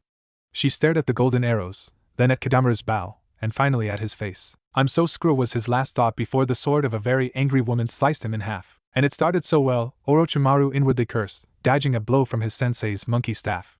Pushing back the old geezer with a wind jutsu, the Sannin wondered how the hell his teacher could have been informed of his presence in the land of rivers. A mole, he decided, there is a mole in Akatsuki. And what is Sasori doing? Snakes sprung toward him, an attack he easily countered when his own reptiles emerged from his sleeve. Anko-chan. He chuckled at his former pupil. How long has it been since we crossed paths together? 12 years? It feels like a century for me and far too long. The lady threw a dozen kunai at his face. You used me as a guinea pig, what can I say? You weren't fit to serve as my new body, I had to go seek a better one. Can you imagine the time I lost because of you? He shot back, trying to anger her in hopes she would slip up, while countering the projectiles with his kusanagi. As expected, Anko snarled and entered the range of his control. Yes, he shouted, activating the curse seal on his student's neck, and apparently failing, as Anko shot a fireball at him, unfazed. Creating a wall of earth as protection, the Sannin quickly guessed the reason of his failure. You had Jiraiya place a seal to contain mine? It was an experiment from Danzo, actually, Sarutobi said, leaping next to Anko and making hand seals. Fire release, fire dragon flame bullet, wind release, heaven's breath. The snake lady added, as the streams of wind and fire fused into a large, deadly inferno. Rash omen. Orochimaru snarled, upon summoning the gigantic gate as protection. I have no choice, he thought, I will have to use the Edo Tens. A cat-masked ANBU attacked from his left side, attempting a vertical slash that would have probably cut him in half, hadn't he been faster. Parrying with the kusanagi, Orochimaru shattered her mask with a punch and prepared to behead the woman, while she was dizzy from the blow. Unfortunately, Naruto-kun fired an arrow at his face, which he barely avoided. Get away from her! He shouted, upon preparing a second shot. The ANBU seized the opportunity to regain her momentum and prepare another strike. This is getting too complicated to deal with, besides, I have to secure my experiments, Orochimaru thought, dodging both a sword swing and a second arrow. Sensei, it will have to wait for another time, but I'm going to leave a mark of my passage. As you wish. The Sannin snarled, upon closing the gap between him and the blonde with a shunshin. Before the boy could blink, the missing nin shoved the kusanagi through his chest, cutting through ribs and spilling blood. Then he callously tossed the body to the side. Now, if the QB wouldn't mind speeding up, brat! Anko roared, upon seeing her apprentice's state. Her killing intent increased and turned nearly unbearable. You will pay for that, old asshole. Yes, yes, Orochimaru snorted derisively, smirking when his plan started working. Red chakra surrounded the bloody blonde, adopting the shape of a beast. Maybe you focus on your apprentice first. Who knows, he might shed his skin and turn into a fox. As expected, the group became more preoccupied by the Uzumaki than by Orochimaru, who vanished through the earth. Next time, he whispered, as Sarutobi rushed to Naruto's side. Next time, old geezer, he was in a sewer. A fucking sewer. And he had one hell of a headache. Hello, is there someone here? Naruto shouted, before arriving in front of a large, dark cage. Hey, is this some kind of underground zoo? Claws nearly went past the bars, much to the blonde's amazement. Pitiful maggot, a deep, inhuman voice resonated, as 2 giant red eyes shined in the dark. I would gladly kill you if I could get past this damnable seal. Well, the feeling is mutual, asshole. Naruto glared at what was most obviously the QB. You ruined my life. I saved it, arrogant worm. The fox leaned its head against the bars, glaring at the teen. Without my chakra, you would be laying in your blood. So you will treat me with the respect I deserve. Respect? Respect is earned, not given. And you've done nothing to earn respect from me. Your chakra sabotaged my body, you jerk. Naruto pointed a finger at the beast. And why did you do it, in the first place? To make me dependent on you. As revenge for being sealed? Answer me, you old fox. The creature stayed silent a few seconds, and then exploded into roaring laughter, and increased the volume once Naruto creased his eyebrows. After a long laugh, the beast calmed itself, and answered with the most derisive tone possible. To spite you. Naruto's eyes snapped open at that comment, and he left the sewer for a white hospital room. You furry little piece of Atlas, please do not finish that sentence as long as I am within earshot. Kat leaned her head over to lock eyes with her teammate. She had dropped the ANBU uniform and mask for a black-sleeved robe. And please calm yourself. You are still weak. You should listen to your teammate, young man. Sarutobi Hiruzen opened the only windows, and then sat next to the blonde's bed, on a small chair. Especially since you were under anesthesia not so long ago. Naruto took his breath for a few seconds, dizzy and confused. After managing to calm himself, he stared at his limbs. He was wearing a hospital gown, and had bandages over his skin. Where am I? And how long was I out? You were comatose for around 3 days, the Hokage replied softly. We are in Konoha's hospital. You were transferred here as fast as I could. Fortunately, your days aren't numbered. I remember a flash of red, pain, and power and blood. The memories were disjointed, as if he hadn't been in full control back then. It was the Kyuubi's chakra, I think. When Orochimaru stabbed you, the seal responded by allowing the Kyuubi to send you some of its power. Kat took his hand gently. Due to your undeveloped chakra pathways, the process both caused internal damage and accelerated cellular multiplication. The chakra hurt and cured you at the same time, so you must have lost a few years to live. Nice, the blonde deadpanned, slightly feeling uneasy about the physical contact. It was the lesser evil. The Kuzunagi's poison is lethal, but fortunately, the Kyuubi's chakra expunged it from your bloodstream. The Hokage snorted. However, your body was so tired it entered a state of deep sleep after the demon's chakra receded into the seal. I see, got to do some exercises, the ninja said upon pushing Kat's hand away and rose from his bed. Sarutobi creased his eyebrows disapprovingly, as his protégé's feet touched the ground. You should rest a bit more. 3 days is already too long in my book, he shot back while doing some stretching. What happened to Orochimaru? And Gekko? Did he? Kat's depressed expression told it all, and Naruto suddenly realized she was dressed for mourning. Oh shit, I'm sorry, I didn't. It's nothing, the ANBU replied stoically. It's nothing. Sarutobi's expression worsened. Kat, would you kindly leave the two of us, and get some rest? You haven't slept enough, and I have to talk with the boy privately. As Hokage-sama wishes, she said with a sharp nod, bowing slightly before leaving the room and two men in silence. The old man sighed, and brought his pipe out from under his robes. She is deeply wounded. Those two were lovers, and Hate Gekko's funeral happened this morning. I see. Naruto lowered his eyes, upon learning the man's real name. I didn't know this Hate Gekko enough to befriend him, but it's sad he's leaving a loved one behind. His eyes widened. Wait, the funeral was this morning. How long had she been watching over me? Since after she took an hour to mourn over his grave. Sarutobi lit his pipe. You received your wound saving her life, so it isn't that surprising. Shouldn't you avoid smoking in hospital? Naruto's eyes flickered toward the window. And who else came to see me? The old man grinned like some affable grandfather. It shall be our little secret. Enko visited you as many times as she could, along with Irika. Guy's team came, I am too, and even Sasuke Uchiha. Memories rushed to his mind, making the blonde panic. Oh hell, I forgot. Orochimaru spoke of someone called Sasori, and said I was under our radar. I think more than one missing nin is involved, and they have been observing me long enough to know who I am friends with. Snakey threatened to kill them if I wasn't obedient. They may be in danger, Sarutobi scowled. Counterintelligence isn't what it used to be, he noted dryly. I will do what is necessary to protect them. NBU watchers should be good. I would ask that you reduce your social activities, but that may tip off the moles that you do care for them. Go ahead and visit the Ikarakas, your team, Guy's team, and maybe Irika Yumino and Uchiha Sasuke. The latter is already under closer surveillance by my men, but please avoid everyone else. We wouldn't want a growing list of hostages. Too true. Then how did you guess Orochimaru would? He blinked. You have moles among his men? I have moles in every organization worth infiltrating, young man. Sarutobi released a cloud of smoke from his lips. I see you guessed why I arrived so quickly to rescue you. Naruto nodded darkly. I was a bait for the snake, wasn't I? Yes, the old man replied bluntly. I had been informed he was looking forward to sabotaging the daimyo's summit. Hence I sent you to it. My student was too greedy to miss the opportunity of capturing a bijou so easily, and too proud to realize it was all part of a grander plan. I didn't inform you, or anyone else on your team, because I was afraid Orochimaru might have seen through your acting. Whereas genuine surprise, Sarutobi glanced at the teen's belly. Soon after your birth, one of my most trusted friends and one of our best seal crafters, Danzo, added a failsafe to the Yondame's seal, allowing the two of us and my remaining teammates to track you, should you be abducted. Since Kumogakure has a penchant for kidnapping young shinobi, we thought it would be for the best to keep a way to keep track of you, should the ANBU not be enough to protect you. The old man narrowed his eyes. I apologize for using you. But you must understand, it was a calculated risk. I never imagined my student would rather see you dead than not in his hands. Hey, you're the military commander, and we soldiers are supposed to take risks, Naruto replied, secretly preparing his revenge. Yes, you used me as a bait, but I'm sure it was worth it.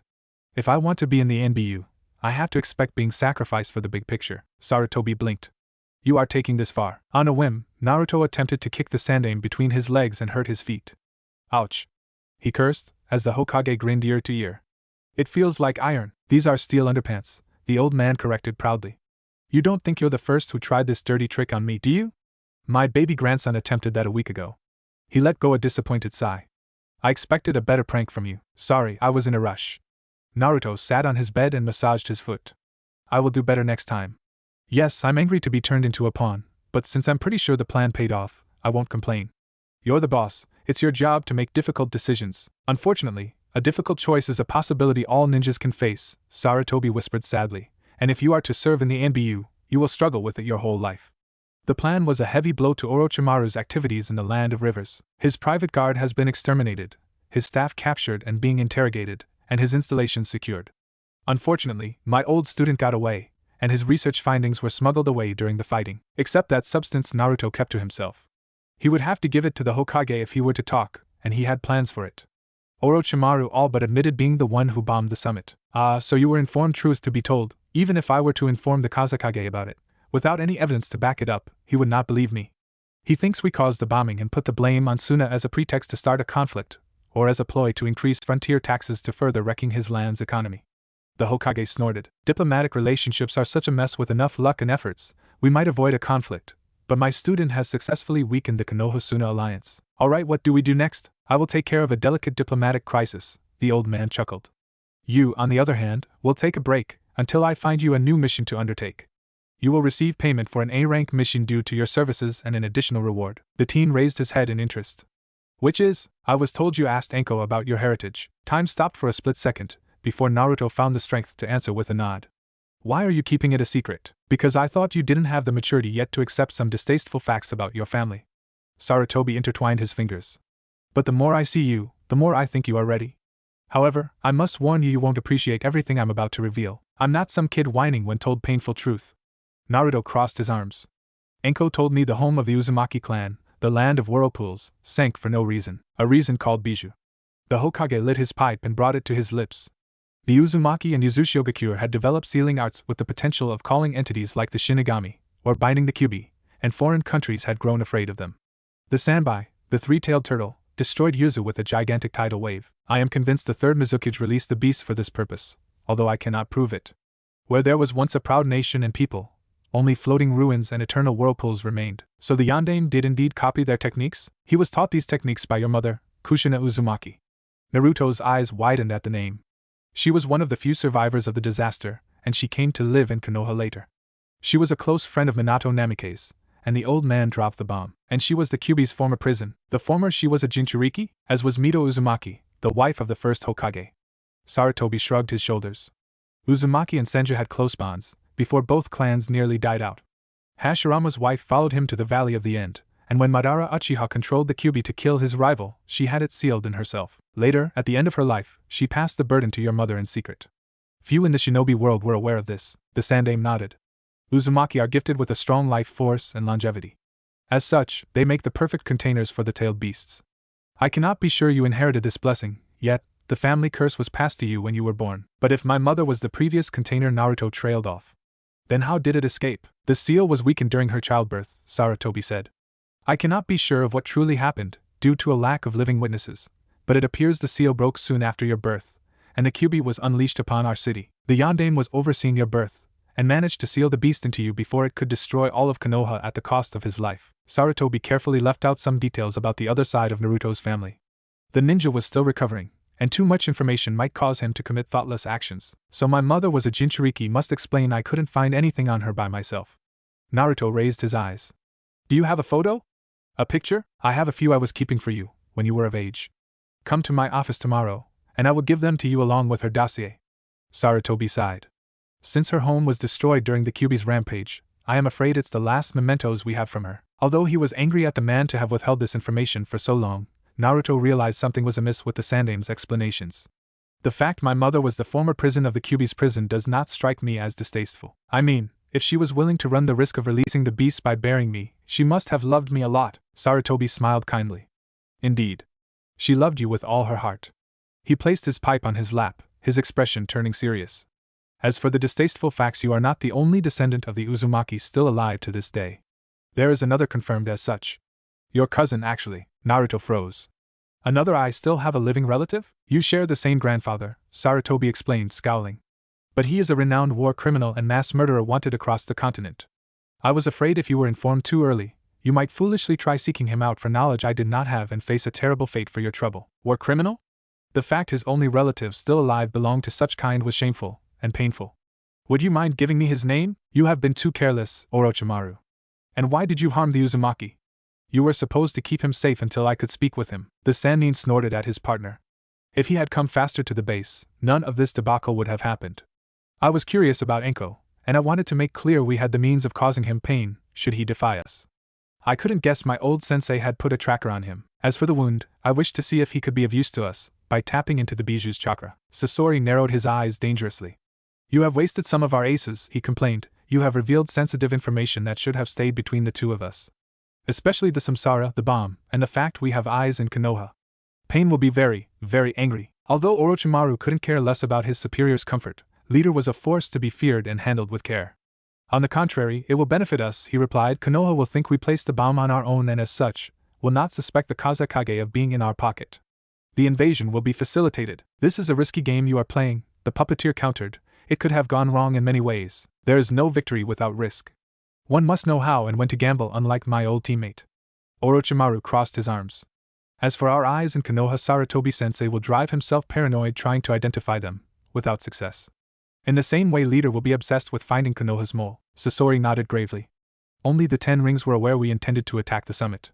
Meaning at least one of them is a traitor. The two of us, Setsu, Leader and Konan, are above suspicions. I cannot see Deidara or Kisame doing it. Kakuzu, Itachi, and Tobi are the most likely suspects. I will investigate further. The Sannin smiled inwardly at the above suspicions comment, since they were all wanted war criminals and traitors, but didn't comment. As for Samsara, Naruto-kun won't say anything. He stole the substance from my lab. The puppeteer's head jerked to the side, much to Orochimaru's morbid amusement. You believe he might keep it for himself? If he informs Sarutobi, the substance will be confiscated, and all his hopes of gaining chakra of his own will die as well. If he informs Sarutobi without telling he has the substance, my sensei will grow suspicious. Orochimaru smirked. He is obviously affected by his shortcomings. It's only a matter of time before he tries the drug on himself, gets addicted and comes begging us for more. Uzumaki cells are used in the serum, along with your special enzymes, so we cannot guess what kind of side effects might happen with him, Sasori noted. Regardless, until we have found a way to remove Naruto's tracker, we aren't to start any action against him. Better focus on the other Jinchuriki and on further testing the samsara. Orochimaru grinned wickedly. I have the perfect test candidate ready. After leaving the hospital and getting his clothes, bag, and weaponry back, Naruto moved to visit Konoha's memorial and pay his last respects to Gekko's soul. Afterward, he wandered aimlessly, thinking about what to do next. He should visit Kat, that was obvious. She was probably depressed about her loss and emotional support would probably be appreciated. The problem was he had no idea where she lived. Finally awake, Sasuke's voice resonated as the boy jumped in front of him. The Uchiha was covered with bruises, but his face contained a hint of happiness at seeing his rival standing. I was playing Sleeping Beauty, and waited for a princess to wake me up with a kiss. So far, I have been unlucky, Naruto deadpanned. As you can see, my latest mission roughed me up a bit. Not so much as mine, Sasuke shrugged. I've got the feeling we're going to compete for the most astonishing story, and they did compete. Although Naruto left out some details and pretended he and his sensei had simply been caught in the crossfire of a military operation. So, let's make it clear in my mind, Naruto began, once the Uchiha finished. The bridge builder you escorted lied about the mission?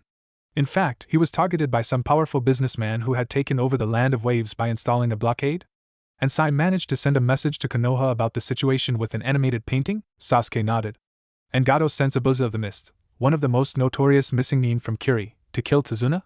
And your team managed to beat him on your first meeting, before an accomplice disguised as a hunter nin faked his death? And that same hunter nin was a boy looking like a girl called Haku, and he could use an ice-based bloodline limit? He approached me passing for a civilian, Sasuke shrugged. I managed to see past his act with the Sharingan analyzing his body movements, and we talked about our respective pasts. He had a pretty shitty life, and in the end, I let him go. Naruto didn't voice the fact he would have probably killed the boy to avoid further problems, but let the Uchiha continue.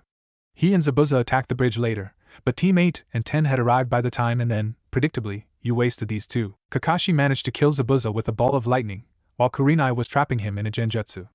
All genin ganged up on Haku, and although he almost killed Ino and Chuji, you, fighting against your pity for the boy, managed to kill him with a fireball. Then Gato got the bright idea to crash the party with an army of mercenary to kill everybody. And predictably, the Jounin butchered them all without breaking a sweat. You should have seen it. I almost felt bad for the guys, to be honest. Sasuke shrugged. The bridge was finished and called the Great Leaf's Bridge for our trouble. It's definitively a more astonishing story than mine. Depends.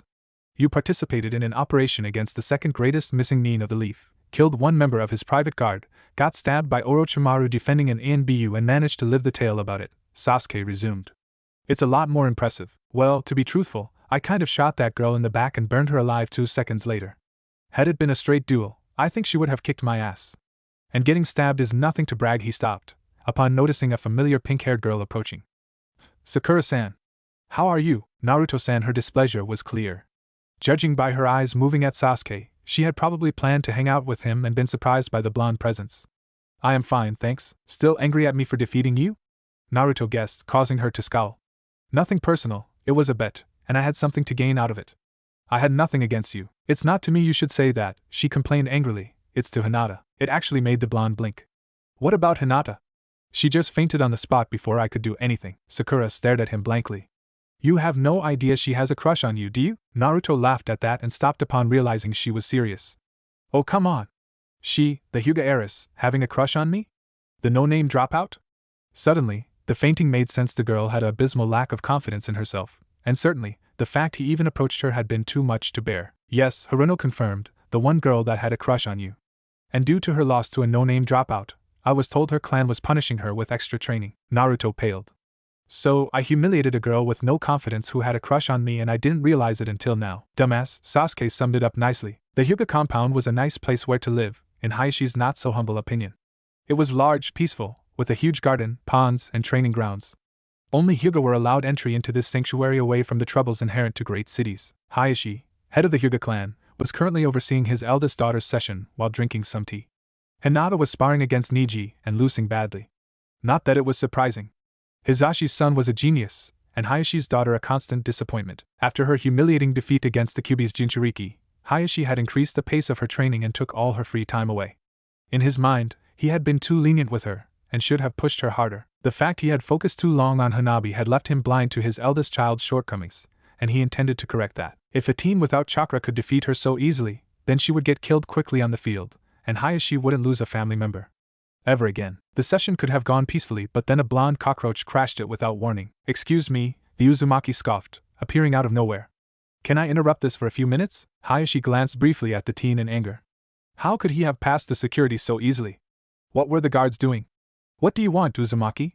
He asked icily, while Hinata suddenly stared down like a beaten puppy, and Niji exchanged polite nods with the newcomer. I would like to apologize to your daughter for what happened last time we crossed paths, he replied, bowing deeply before Hinata, much to her shock. Please excuse me. It wasn't nice on my part. While his daughter was too astonished to reply anything and blushed heavily, Hayashi glared at him. You attacked my daughter in broad daylight, for a bet of all things. Be happy the Hokage convinced me not to take actions against you for this. The blonde cringed. You're alright. It is good you realize your mistake, but you should be punished for your immature behavior, and learn to consider the consequences of your actions. As a father, I will give you this lesson. Hayashi set his tea aside. Since you have illegally entered clan grounds, I, as the clan head, challenge you to a duel. If the blonde was surprised or intimidated, he didn't show it. In fact, he seemed to expect it. Where and when? He asked. In 2 hours, at the stadium for the Chunin exams, the clan head replied, intending to punish him in front of as many people as he could. Refusing to be present will equal to a surrender. No way, Naruto narrowed his eyes. Clan head or not, I'm going to. Hayashi-sama, Niji cut in, May I be allowed to speak with this dropout before the fight? Hayashi nodded and dismissed them both with a hand gesture. The Hyuga prodigy took upon himself to bring back his rival to the gate, before speaking bluntly. Surrender. You cannot win. Of course I can, Naruto replied infuriated. He's a clan head, yes, but he's all about the gentle fist. Against me, this is. It will be useless until he decides to target the organs, the prodigy shot back. Due to your lack of chakra pathway system, none of us Hyuga can paralyze you or defeat you by closing your tenketsu, but we can surgically inject our chakra in your organs without relying on the pathways. It is far less precise, and as such, more dangerous. Naruto scowled but said nothing, letting his friend continue. Without a pathway to direct our chakra, these strikes cause internal damage which can be permanent. Hayashi will not hesitate to resort to this when he realizes he cannot defeat you the cleaner way. Hence, since he's a jounin, surrender, or your entire career might end in 2 hours. The blonde's expression had progressively worsened. You can do that too, isn't it? He accused him. You were holding back all along. Why? For the same reason I hold back against Lee and Tenten, because I might accidentally cripple you permanently if I get too careless. Niji locked eyes with his friend. Look, you're a failure, but you are also dear to my heart. It won't be my fate to end you. Naruto stayed silent, before grinning. Ah, so you do care about me. The blonde gave him a light tap to the back. Well, then I will have to go straight to Plan B. Niji blinked in surprise. Plan B? By this point, you should know I never have just one plan. He glared at the genin. Make no mistake, our conversation isn't over. Once I have beaten your uncle, you and I will fight, and we will see who's the strongest, and this time, no holding back. Dosu, Zaku snorted, upon seeing the town. That's the place Orochimaru-sama asked us to burn? It's not that important looking, you're missing the big picture. Had the idiot forgotten this city was under Suna's jurisdiction? The bandaged genin searched inside his bag. I waited years for this moment now, it was his turn to burn people. It's payback time, tree huggers, you should have killed me when you had the chance. Instead of burning my skin and leaving me to rot, cause I'm going to make your life miserable. How many ninjas are stationed here? Kin asked, sounding worried. 3 dozen, mostly genin on permission and a few chunin, Dosa snorted, bringing out a Konoha headband and a syringe. He put the former on his forehead, and prepared the latter. At the first sign of trouble, the news will reach Suna in a heartbeat. And it's only the 3 of us? Zaku paled. That's insane. No, Dosa corrected, injecting the ooze-like product into his veins. It's only me. You two are just here to warn me should reinforcements come. As he felt the samsara filling his body, Dosa groaned. Just watch and learn. Much to Naruto's surprise, not many people were present at the stadium. He had expected at least 100 people present merely to see the hated Kyuubi reborn humiliated, and they were 3 dozen at best. Sarutobi, who had Perry sitting on his lap, an old one-armed man sitting next to him, Team Guy, Team 7, Team 8, Team 10, Cat, and finally Anko, and all the parents of the genin he beat. And Kiba's sister. It was hard to miss her. He's the guy who kicked your ass? Hana Inuzuka asked her brother. He's cute, but he doesn't look that tough, sis. Kiba whined, while Akamaru growled. He looks harmless, but he's a sneaky, cheating, arrogant bastard. Technically it is not arrogance, since he beat all of us, Shino noted. He is stronger than you, Sai nodded. Your dog is smarter than you, if you truly expected him to play fair, he said, exemplifying his lack of social skills by angering Kiba even further. Oi brat! Anko shouted. I'd bet 1 million ryo on your ass. So you better show the stuff you're made of. I'm with you, Naruto-kun. Lee jumped in place. Lee! Guy clenched his fist. We must ignite the fires in him with our encouragements. Louder! Tenten cringed, quickly imitated by all of Team 10. Are they always like that? Ino asked their teammate, who nodded in a depressed manner. Finally, Hayashi entered the stadium, and, as expected, he hadn't activated the Byakugan. Perfect, the blonde thought, as the man walked into the trap, completely unaware he had lost the fight before it started. Now, let's get this party started. Before we start, Hokage-sama, Naruto shouted, attracting everyone's attention, I would like to ask something to my honored opponent. There were some words in the audience, and the old man nodded. Naruto locked eyes with his opponent. Would you mind activating your Byakugan to defeat me? Think of it as a last request. Hayashi said no word, but gave a sharp nod. Ready? The Hokage asked. Start. Silently, veins pulsated around Hayashi's eyes, and he paled in horror. Here are my conditions, and they aren't negotiable. First, you surrender. Second, you swear on the Hokage's head to take no further actions against me. And thirdly, you cease to push your daughter around for having been defeated by an opponent that just beat you. You have 5 minutes before I activate them. And don't try anything rash. I will detonate them if you even fake trying to close the gap. And since this is a duel recognized by the Hokage, I will walk away free if you die or are maimed. Think wisely. Think quickly. He would have asked him to remove the seal on Niji's head as well if he could, but if Naruto were to ask too much, Hayashi would probably refuse. It will be for another time. While Hayashi's pure fury and killing intent entertained Naruto to no end, the reactions of the assistants topped it. "What?" was the most common word. Sarutobi merely smiled, and the one-armed man nodded sharply. "Told you he would win without lifting a finger," Enko gloated to Kurenai. "I see." Kat was the first to catch on. "Ingenious. What happened?" Ino wondered, frowning in confusion. "Easy," Shikaku Nara sneezed, having guessed the second Hayashi paled. "He trapped the field before the match began." "Dirty but smart." "Hinata," Shino whispered softly, "could you activate your Byakugan please? Tell us what your father is seeing." The girl shyly nodded and obeyed. The second her bloodline kicked in, she gasped. "Hun," she took her breath.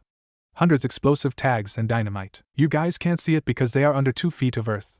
But this entire arena save the area surrounding my current location is trapped with explosives, and if they detonate, which I can cause that will with a remote detonator hidden under my heel, the entire field will blow up, while I will be relatively unharmed." Naruto smiled. "So, Hyuga-sama, what do you decide?" This is cheating," Sakura whispered, before her eyes widened. "Wait, how did he manage to place them without it being noticeable?" "Certainly he got some assistance," Kakashi eyed Enko, who grinned wickedly. "I see you used a Doton technique to hide them underground?" "Hey, there is no law against being helped trapping a field with explosives 1 hour and a half before a match begins," Naruto made a mock reverence. "I'm a mere law-abiding citizen. It's not my fault if my opponent didn't think outside the box and wasn't careful enough to activate his Byakugan beforehand. As for cheating, we're shinobi. The only law is to win, and I did. The Kaken's activation time is slower than the detonation, meaning at best you will lose a leg trying to resist." Hayashi radiated killing intent and then calmed himself, briefly narrowed his eyes, and adopted a stoic expression. "Indeed," he admitted, much to Naruto's surprise, "my hubris took the better of me. I should have remembered you were a shinobi, and that all shinobi are to be feared no matter how young they are. I will take this as a lesson of humility." Then, he bowed, albeit only slightly. The importance of the gesture wasn't lost on Naruto, whose jaw dropped. The reactions in the audience were similar. "I hereby surrender," Hayashi said, upon straightening up, "and swear on the Hokage not to take any action against you, and to be less strict with daughter from now on, for I understand now she had no chance against you from the very beginning. I see why Sandaime-sama respects you so much." "Thank you" was the only answer Naruto managed to muster. "Damn, I didn't see it coming." Sarutobi started clapping, quickly imitated by everyone else. Then, Hayashi used a shunshin to appear next to the Hokage, and they, along with the one-armed man, began to discuss. With a hand gesture, the old man invited Enko and Kat to join them. "Alright, I got the feeling this is going to blow up in my face," the blonde thought, upon leaving the field and taking the detonator with him. Upon reaching the spectator seats, he was quickly welcomed by Guy's team and Team 7. "Impressive showing, Naruto!" Guy shouted loudly. "See, Kakashi! I have won our bet." "Did you say something?" the copynin asked, his nose in a Ika book. "I wasn't listening." As Guy went into a long tirade about how he was the only one taking their youthful rivalry seriously, Naruto gave a light tap on Niji's back. "Why not tomorrow?" the Hyuga smirked. "I will check the field beforehand." "Congratulations, Naruto-kun." Lee gave him a thumb up. "You were awesome." "Congratulations on using my explosives," Tenten smirked. "You must have wasted most of your stock here." "Who cares? I can get new ones. Oh, and the flamethrower is awesome." Naruto grinned wickedly. "Nothing can beat the scent of fires in the morning." "You sound like a psycho," Sasuke sneezed. "Still it, student!" Enko shouted for all to hear, leaping in front of the blonde, and hugging him. "I'm promoted! Promoted, you hear me? Promoted?" the genin repeated. "You're a jounin, how can I the Anbu? She must have been promoted to Anbu. Congratulations, crazy sensei." "Congratulations for your victory, Naruto Uzumaki," Kat added, upon using a shunshin to appear next to him. "No doubt you will earn your promotion soon enough." "Damn, they're such show-offs." His eyes snapped wide. "Did you say my promotion?" Enko chuckled, upon tightening her embrace. "You thought you could beat a jounin in front of the Hokage and not be considered for promotion?" Hayashi-sama told the Hokage someone with your skills shouldn't stay a genin any longer, and Sandaime-sama agreed. Kat locked eyes with him. "Danzo Shimura, the ANBU commander, said he was favorably impressed by your shinobi view of a fight and that he had underestimated your potential, and said he would consider adding his vote to the proposition. You might become a chunin of Konoha very soon, although you will stay under Enko-san's tutelage as part of a two-man squad regardless of your rank." Between the shock of the news and the lack of air caused by Enko's hugging, Naruto didn't find the strength to react beside short nods. "Alright, let's go to the nearest bar to celebrate." The snake lady released her student, who fell on the ground, gasping for air. "My pay," Sarutobi watched, amused, as Enko seized her apprentice in happiness. "I am surprised you finally accepted her promotion," he told Danzo, once the two away from everybody else. "Since my experimental seal can contain Orochimaru's, I see no reason to exclude her anymore." Danzo adopted a calculating look. "Imagine if we managed to pierce the secret of the cursed seal. By combining it with my own, we could. I refuse to sacrifice 9 of our shinobi for one success, Sarutobi cut in, especially since the side effects are unpleasant. Point taken. Danzo observed Naruto. I admit I underestimated his potential. If he could learn true discipline, he would become a welcome addition to our forces eventually. Sarutobi raised an eyebrow, and his old friend elaborated. He has the intelligence, I will not deny it, and quite inventive, but he lacks wisdom, and is blind to the consequences of his actions in the long run. He is lucky Hayashi is wise enough to take his loss well, or your protege might have suffered retributions no matter the man's promises. He needs more maturity and foresight, and I am afraid Mitarashi will not teach it to him. We cannot allow him to become a chunin until he wises up, but I am no longer opposed to a future promotion. Hence, why you accepted Enko's entry in the ANBU, Sarutobi guessed. As her apprentice, he will inevitably spend time with the group's members. Oh, I had a better idea in mind. The Warhawk smiled. It was brief, and out of character, putting the Sandaime on edge. Akatsuki has become a threat too large to be ignored. It needs special attention. He turned to face the Hokage. I think it is time we create a new division. Fires were consuming the city, and smoke filled Zaka's lungs. Yet, it could barely hide the scent of fresh blood and burning flesh. Then, crossing the gates, he returned. He was barely recognizable. His clothes were red and dirted, and his breath was heavy, but it was him. Dosa, Zaka shyly asked. Are you all right? Zaku the monstrosity grinned, with fangs instead of teeth. I'm just getting started. There is a mole among the 10 rings, Sasori spoke, locking eyes with the fellow missing Nin, and I think it's you. It took everything Itachi had not to blanch and confirm the puppeteer's suspicions. Years of training in the ANBU gave one a potent control over emotions, but the puppeteer was skilled enough to detect any subtle tell that a person might have. Absurd. I abandoned this place long ago. It was the truth, however, he doubted Sasori would believe him so easily. The puppet master had no doubt revealed his suspicions to better see the genius slip and blow his cover. He would be sorely disappointed. Sasori stared for a long time at the Uchiha's face, his mechanical eyes conveying its owner's suspicions. What kind of sick monster was hiding inside this armor of wood? Itachi had no idea. You're the only one of us with a possible motive, the accuser replied with a cold tone.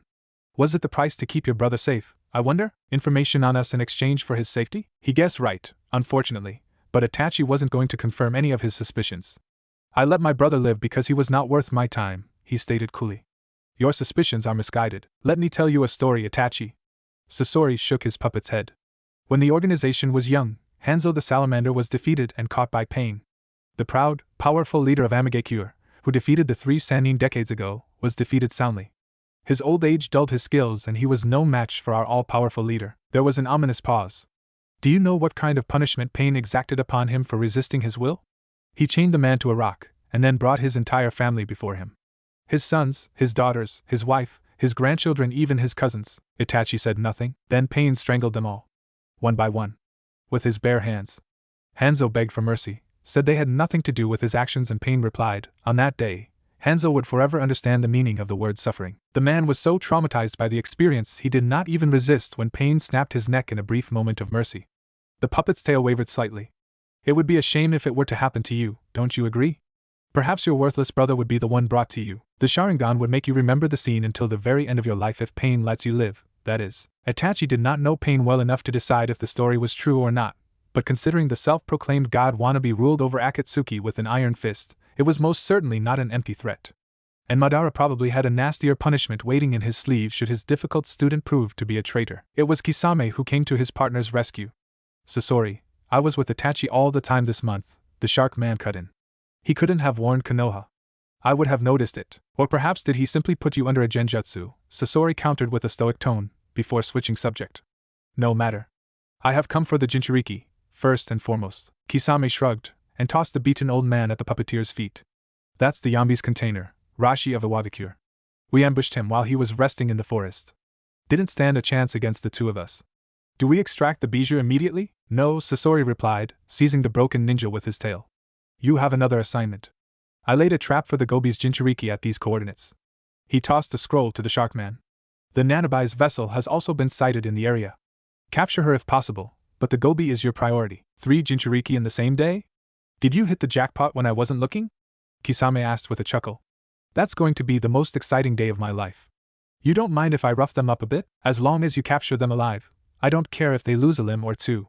Sasori turned around, but gave a potent glare at Itachi. I hope you will remember the side you're on, Uchiha, the puppeteer threatened him ominously, because I will keep your back in sight. The Uchiha stayed silent, as the man vanished from his view. Once he was certain Sasori was far away, he glanced at Kisame. Thank you, no problem. What happens between us stays between us. I'm not the kind of guy who would rat out a friend. Especially when he's still loyal to his homeland. Kill them maybe, but not rat them out. The shark man shrugged his shoulders. But seriously, I don't think you will be able to stay undercover for long now that Sasori is suspicious. How the hell did you inform Konoha, by the way? I'm curious. I did not. Kisame raised an eyebrow. Look, Itachi, it's not like I'm not aware of your true allegiance, and to be honest, I don't give a foo. I did intend to inform Konoha, but I found no way to do it in time, Itachi cut in. It's someone else who sold the information to the Leaf. But who? He had no idea. The shark man said nothing and then chuckled. So Sasori managed to overlook 2 moles in Akatsuki? That's so funny. He knows everything but missed something that big. Itachi rolled his eyes as his partner exploded into uproarious laughter. Phil was bored. It had been a year since she left Takigakure for the roads, trading a cage for freedom. At 14, after years of abuse, insults and cold stares, she decided to screw everybody and leave for a better life. It wasn't as if they tried to restrain her. In fact, in spite of the bijou she contained inside her body, they seemed glad to see her gone. Of course, the fact she was the 5th Jinchuriki of the Nanabai in the village's history to lose control over the beast at least once probably helped. They gave up on creating their little walking apocalypse and didn't bat an eyelash when she left through the main gates with a travel bag on her back. Even her mom didn't come to tell her daughter goodbye. Fuck them all, she told herself. If she continued thinking about her former life, she might descend into depression, perhaps turning emo in the process. The fact her travels didn't distract her from her problems didn't seem to help either. How can the outside world be this freaking boring? The other girls just want to marry some nameless loser and the boys think I can't kick their ass cause I don't have balls. Some days I regret not being able to let Nana show them who's the biggest bada on the continent. And here she was, wandering aimlessly among green fields of grass with an empty stomach, no money, and no idea what to do next. Perhaps I should go find work in the nearest city. I wonder if they're looking for ninjas to hire. With her appearance, she wouldn't need much effort to pass a weird missing name. Her tan skin, green hair, and amber eyes were quite unusual. She was wearing a kunoichi attire composed of a shirt with a fishnet armor underneath and red pants. Her belt was covered with special pockets containing all her weapons. Before she reached any destination of note, however, she stopped. Blinking in some confusion, she put her hands in her pants pockets and frowned. Who the hell are you? A man was standing still in the middle of the field. He was a giant standing at nearly 8 feet tall with strange brown eyes. He was wearing a massive red armor covering his entire body, save for aforementioned eyes, a black shirt and gloves. He was also wearing a ridiculous large rounded hat and a slashed IWA headband. He was immobile, staring into the distance, like a statue. Hey! Fu waved her hand at him. What are you doing? The Han is waiting for a friend, the man replied with a deep tone. Please do not disturb the Han. The Han likes silence and to be in tune with the cosmos. Yes, the guy was that weird. Fu narrowed her eyes. The Han? What's that bullshit? First person cannot convey the magnificence of the Han, the giant replied. The Han cannot be limited by I, for the Han is the Han. You're a fucking weirdo. Yours words are pitiful howls in the wind compared to the iron will of the Han. Cease to bother him, or the Han will kick your ass with his steel boots. This grated Fu's nerves. The fact the guy talked in third person, she could tolerate. To some extent. But being looked down upon always made her go berserk. Who the hell do you think you are? You think you can beat me? I kicked the butt of a jounin before I graduated as a genin. He shouldn't have tried to assassinate the vessel of a mighty bijou in her sleep. When the Han is going to beat you within an inch of a life, your last words won't be an appeal to the gods but a thanks for the Han's merciful trashing. And next, the Han shall send you to crash into the moon with his bone-shattering spanking move. So do not test the Han's patience, for the wrath of the Han is limitless fury and unbending fire. Alright, that's enough nutcase. Fu snarled. I'm going to show what the strongest Jinchuriki in the world can do. The Han is unimpressed, for the Han is the strongest demon vessel in the entire galaxy. He nodded, upon noticing Fu's surprise. The Gobi is the Han's sidekick, for the Han is second to no one. You're the vessel of the 5 tails? Fu's jaw dropped, before she quickly corrected her expression. It was the first time she encountered another demon vessel, and she had no idea how to react. I see, sorry. I thought you were some haughty jerk. The Han accepts your apologies. The man narrowed his eyes at Fu. The Han would like to know which demon do you keep at bay, and what is your name, the 7 tails. She grinned warmly, happy to meet someone who shared her situation even if he was completely nuts. I'm Fu. The Han is glad to meet you, Fu. The Han wonders what a mighty kunoichi like you is doing in the land of fire, so far from Taki. Mighty kunoichi? Fu beamed at the nickname. Finally, someone was recognizing her worth in spite of her gender. Well, I was traveling after saying fuck you to my village. Long short story, I've got nowhere to go, the Han understands. The Han gave the middle finger to Iwa himself when the Tsuchikage did not recognize how awesome the Han had become. If she wishes, Fu can travel with the Han.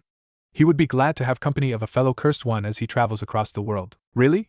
Fu jumped on her feet. It was the first someone ever proposed her friendship, but aren't you waiting for a friend? The Han is waiting for Rashi, container of the four tails and drunkard extraordinaire.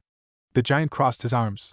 The Han discussed with him through letters, and he finally decided to leave Iwa to travel with the Han at the Han's urging. But the Han is growing impatient and suspicious. Fu raised an eyebrow. Why? The Han has been waiting for 4 hours. Rashi might be a drunkard, but a late man he isn't. And who would dare make the Han wait? The giant shrugged. The Han hopes his friend isn't in trouble. Well, maybe he's in a city nearby, Fu suggested. Maybe he's staying in Konoha? It is true Rashi is plagued with thirst and may have succumbed to the lure of an open bottle and the scent of fresh sake. Fine, the Han is going to grace the leaf with his presence. He advanced toward the east. The Han will shatter their walls as a conqueror and… Dude, Fu pointed a finger toward the west. Konoha is in the opposite direction. The madman stopped briefly. The Han knew that, he replied, backtracking. The Han was just testing your sense of orientation. The Han is proud of you. Fu palmed her face and groaned. You are all gathered here today because I'm awesome, Anko boasted, as she drank the sake. Gaze upon my holy figure and worship me. Sorry, you aren't goddess material, Naruto deadpanned. Folly! If Anko wasn't drunk, she wasn't far from it. I am supremely divine. What could be better than me, the Ramen Emperor of mankind? Everyone glanced at Naruto in a mix of confusion and, in his teacher's case, alcohol-induced rage. The Snake Lady had invited her student, Guy, Asuma, Kakashi, Kurenai, and their respective teams for her celebration. Well, she didn't invite the genin, but apparently Chuji menaced to go on a rampage if denied free food, and Anko wanted witnesses for her coronation. Sometimes, Naruto wondered who the hell decided to teach destructive jutsu to these people in the first place. Was he the only sane person around here? The Ramen Emperor, sitting on his orange throne, has been protecting mankind from the dangers of hunger for eons. With his mighty recipe, he defeated the junk food gods themselves and created an army of space cooks to bring the peace of ramen to all. A heavy silence followed his declaration, and Perry barked on his knees. For some reason, the animal had taken a liking to resting on his lap while his owner was sitting. Sarutobi, you evil mastermind, you corrupted my pet when I wasn't looking. Meh, Anko snorted, the Ramen Emperor is nothing before the Snake Empress. Blasphemy. Naruto pointed a finger at his sensei. Burn the witch. Suffer not the unclean to live. Many people cringed at the declarations. Let's just pretend this never happened, Tenten proposed. I will drink this scene into oblivion, Sakura deadpanned, bringing sake to her lips. As genin were legally adults in the village, it was probably her first celebration of the kind. Guess it would be quite hypocritical to teach children to kill each other, and then deny them access to alcohol, Naruto pondered, before noticing the girl he was looking for, backing into a corner, fearful of others. Tenten, could you look after Perry for me? He asked while already deposing the platypus in front of his pal. What? The girl blinked in confusion, but her friend already left her alone with the animal. Hinata-san, can I speak with you? He approached her, doing his best to avoid Kiba's venomous glare. Privately, the little Hyuga became so red at the word privately Naruto feared she had misunderstood his intentions. She however nodded and followed him, as he sat around a table isolated from the others. Please take a seat, he asked, and she obeyed. The blonde waited for her to say anything, but she merely narrowed her head, too shy to speak to him. Look, Sakura told me about your crush. Somehow, she turned even redder. First, I'm sorry about what happened, I hurt your feelings, but you must understand you have to drop it. As her expression turned into one of pure despair, Naruto put a hand on her shoulder in a fraternal way. She gasped slightly at the contact, but it lessened her tension. It's not against you, Naruto explained, I have no interest in romance, period.